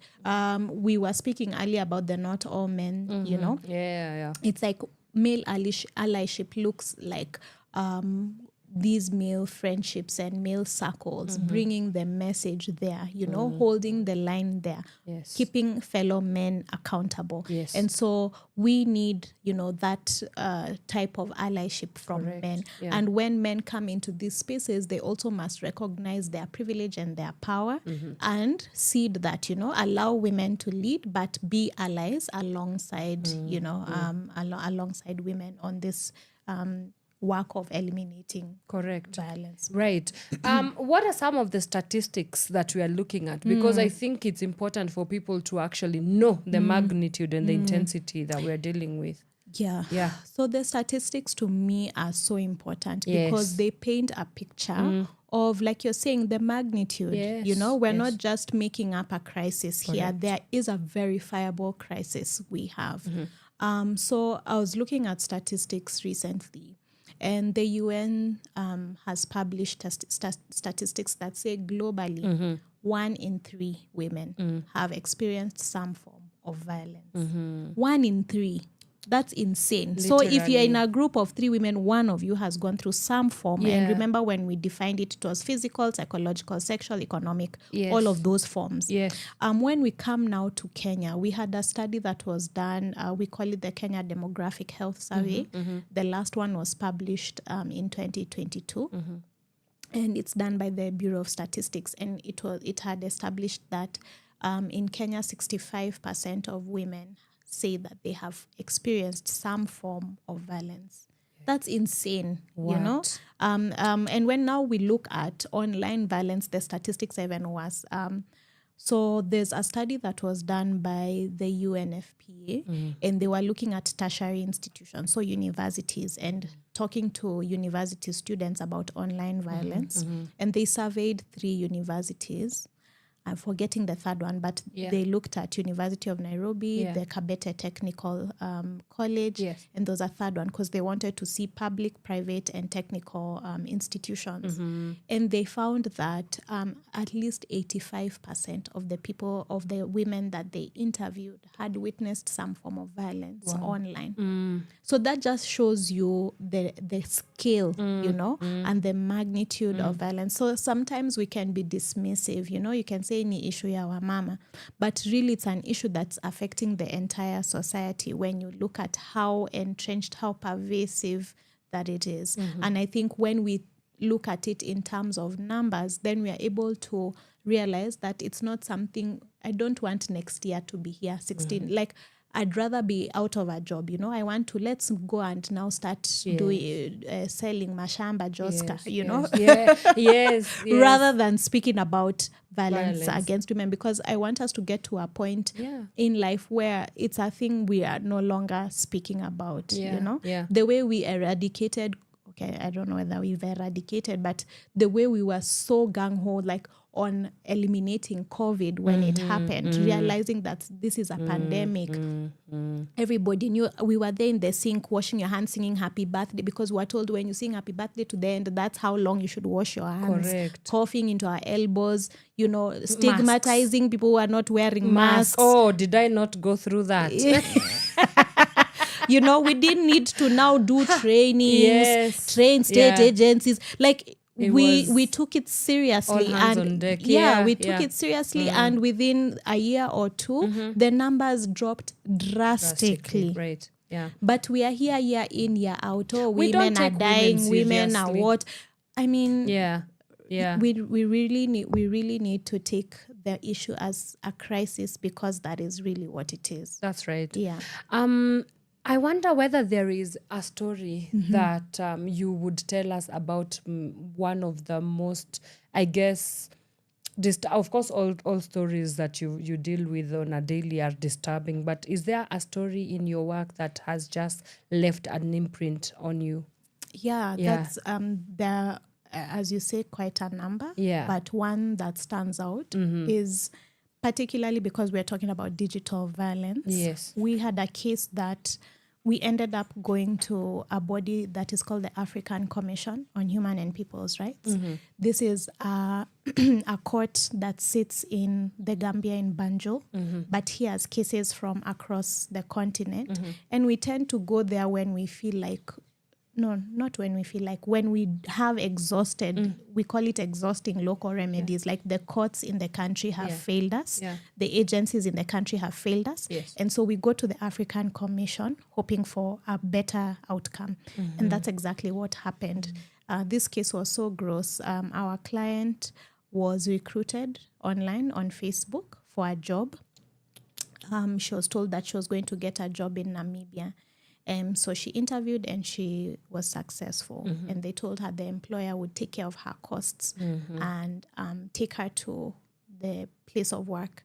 And so she gets her passport, gets ready, and now goes to Namibia. They travel through all these countries and she gets to Namibia, which, anyone would think that's an amazing opportunity. Yeah.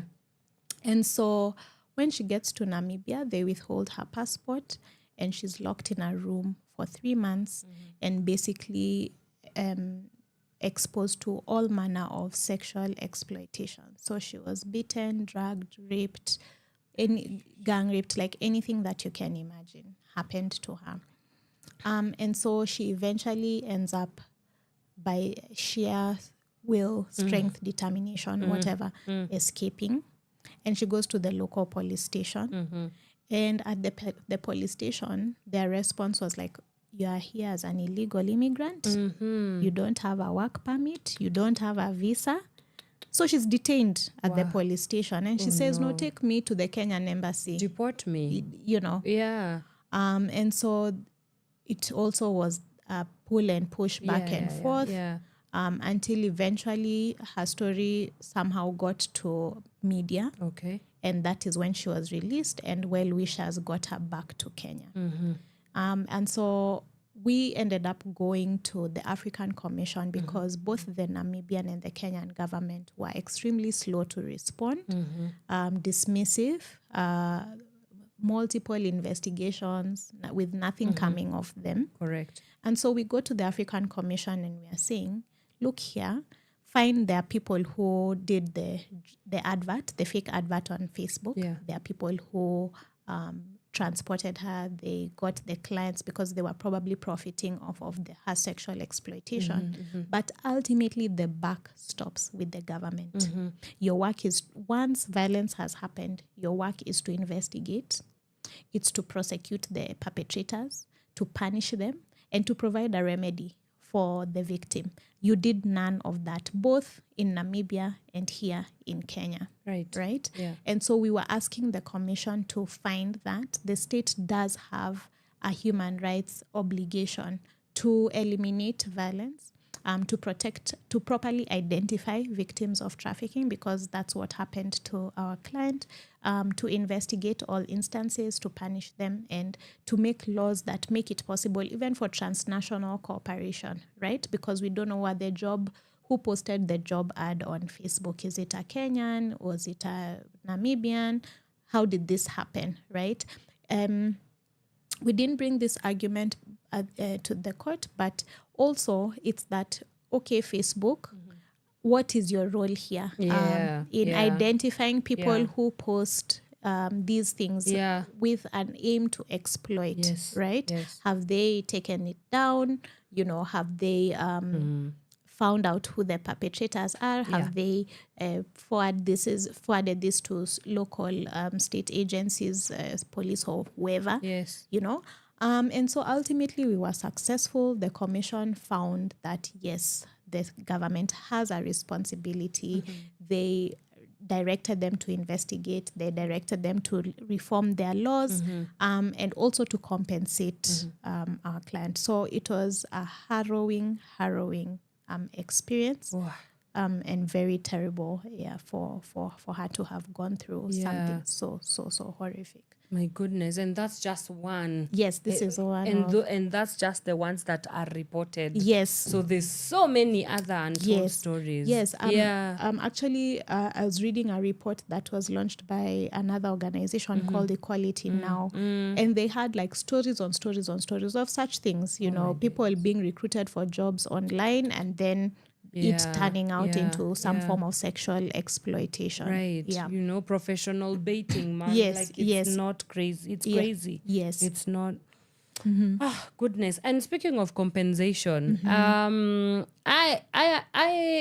struggle with the idea of compensation because hey, what is justice to somebody that literally, like, for example, that story that you're telling us, like that, and of course right now I'm sure she has rebuilt her life and she's, I don't want to say move on, but she has rebuilt her life. But how do you think about compensation in terms of, can there really be justice served to a survivor of gender-based violence? Yes.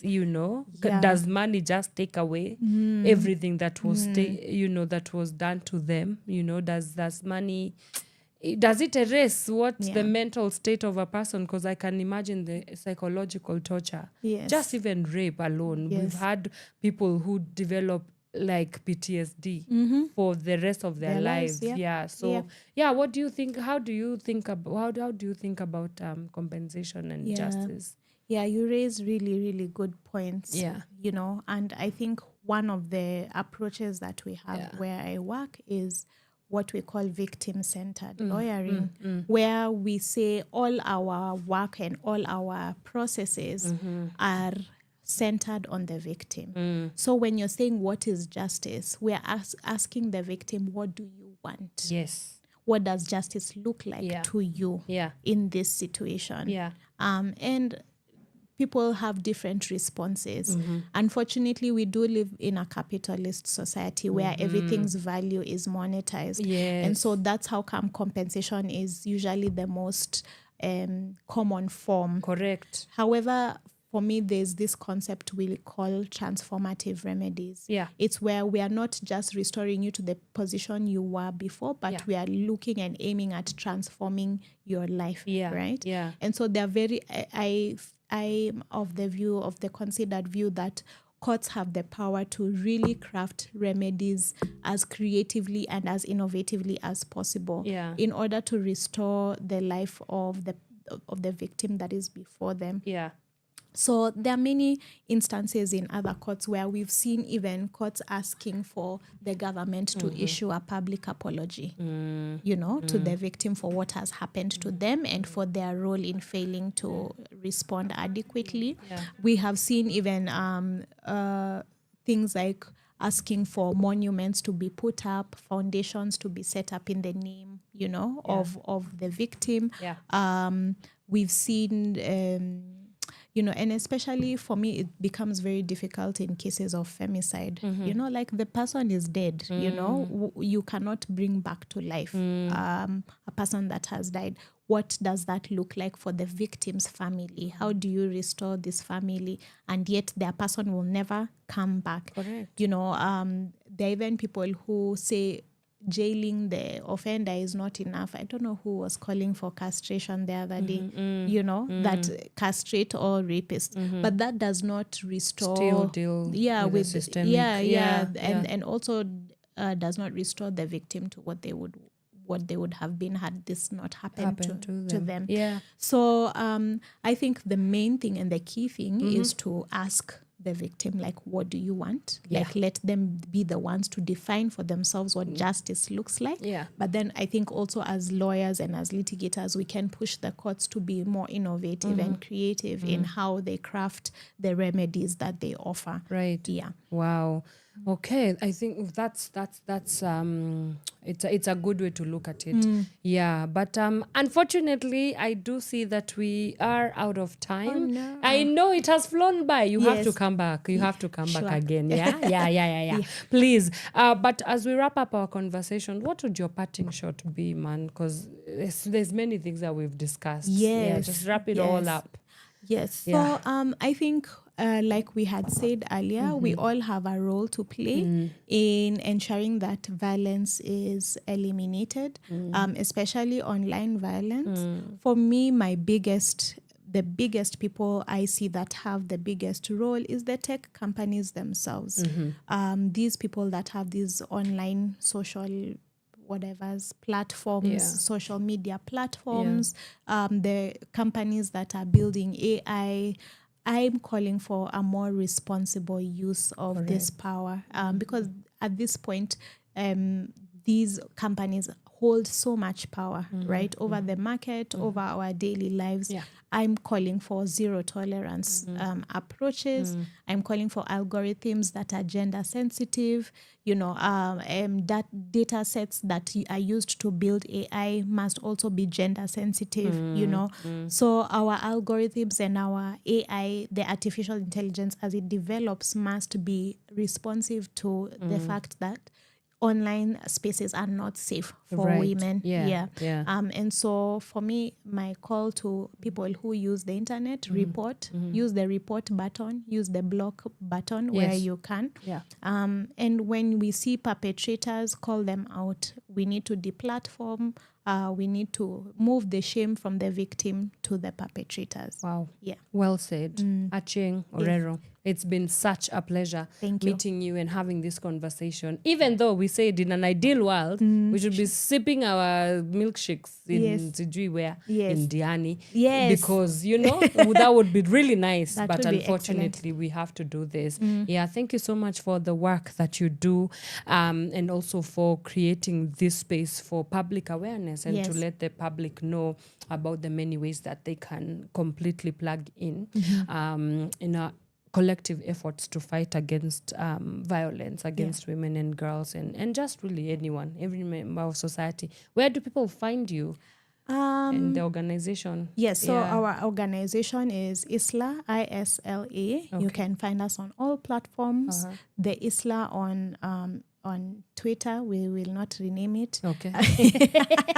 On Facebook, Yes. Isla. On LinkedIn, Isla as well. You Okay. can find us on all platforms. You can follow our work there. Fantastic. Yes. All right. And that leads us to the end of our conversation. Thank you so Thank you much. so much, Achieng. Thank you. And to everybody that was able to join in today, thank you so much for taking the time to spend your mornings with us on the Power Morning Drive Show as we have been discussing gender-based violence. Please, if you missed out, please go back and watch that our episode or our interview and our conversation today on our YouTube channel. It still remains up, PAWA, that is Power Radio. And please, while at it, subscribe, and we will be sure, and I know you will be sure to get the insights from today's conversation. Now, and speaking of gender-based violence, I have to tell you what's happening across that space. So Queen Gathoni, I know you guys may have heard about her. I've had her here on the show, and she had come here to tell us about a show that she is putting together, and that is Free Me. It's happening on the 28th all the way till the 30th of November. That is this weekend, Friday, Saturday, and Sunday. Various shows, I think 3 p.m. And it's happening at the Bavan, the Jane Bavan Hall. This is in Loresho. I'll be there. So please make sure that you get your tickets right now. If you do not know where to get the tickets, head out to her page, Queen Gathoni on Instagram. On her bio, there is a link that can get you the tickets. Please come and let's see and support her, and is also like get to understand the inner workings and the intricacies that that around the issue of gender-based violence. And of course, I think last week I saw her putting out a thread of how her, the perpetrator, I think the one who, because Free Me is a show essentially about her own journey and her own story in the hands of an abuser.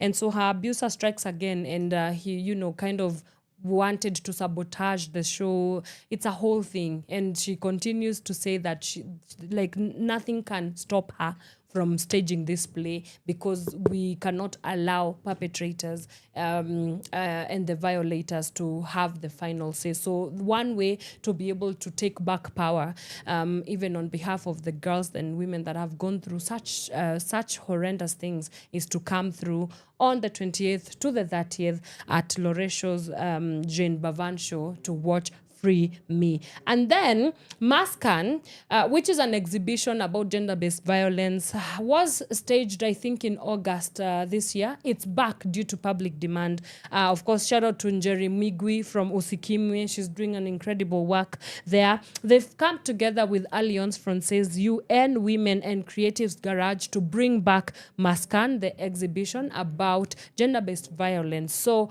please make sure that you be at the Alliance Francaise from the 5th to 11th of December to go and watch Maskan so that you can be able to better understand again and educate yourself about the issues around gender-based violence on that front. And that leads us to the end of our show today. Thank you so much for taking the time to join us this Wednesday. I will see you on Friday, same time, same place. For now, goodbye and God bless.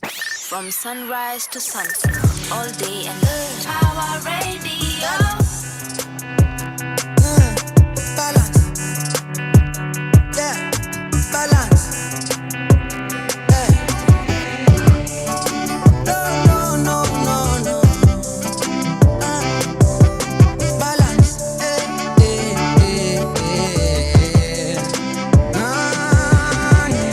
Whatever you say, whatever you do in this life, you have to measure everything in a balance. Kila uko nje, bakisha space ya nyumbani, bibio asikasirike baba. Balance. Usile nyama pekee, usile mboga pekee.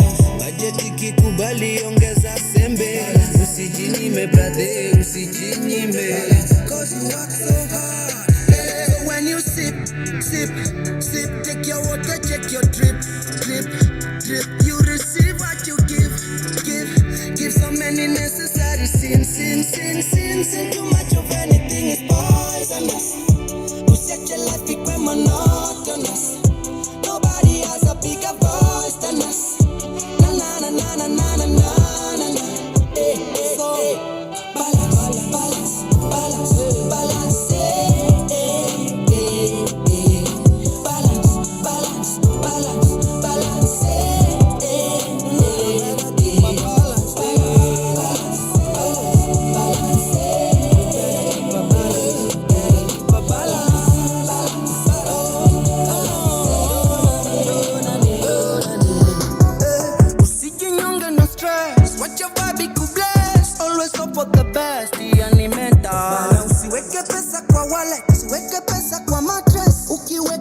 bank we ukumbuke. Tengeneza relationships, human currency. Iwe ni situationship ama mapenzi. Isikushinde brother, hiyo ni simple.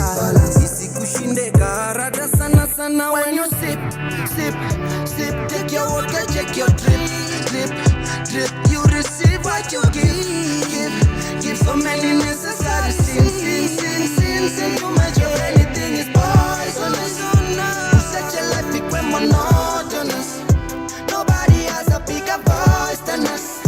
Na na na na na na na na na. Hey hey hey. Balance, balance, balance, balance. Hey, balance, balance, balance, balance.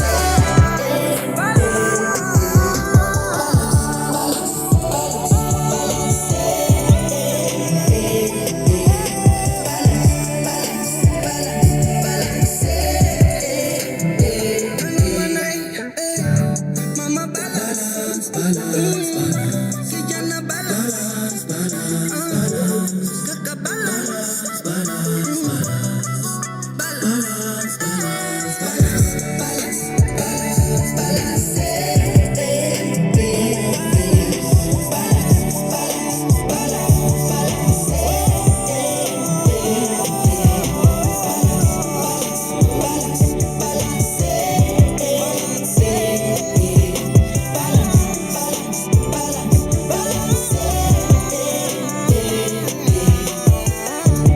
Mama balance, kijana balance, kaka balance, balance. Mama balance, kijana balance, kaka balance, balance. From sunrise to sunset, all day and night. Power Radio.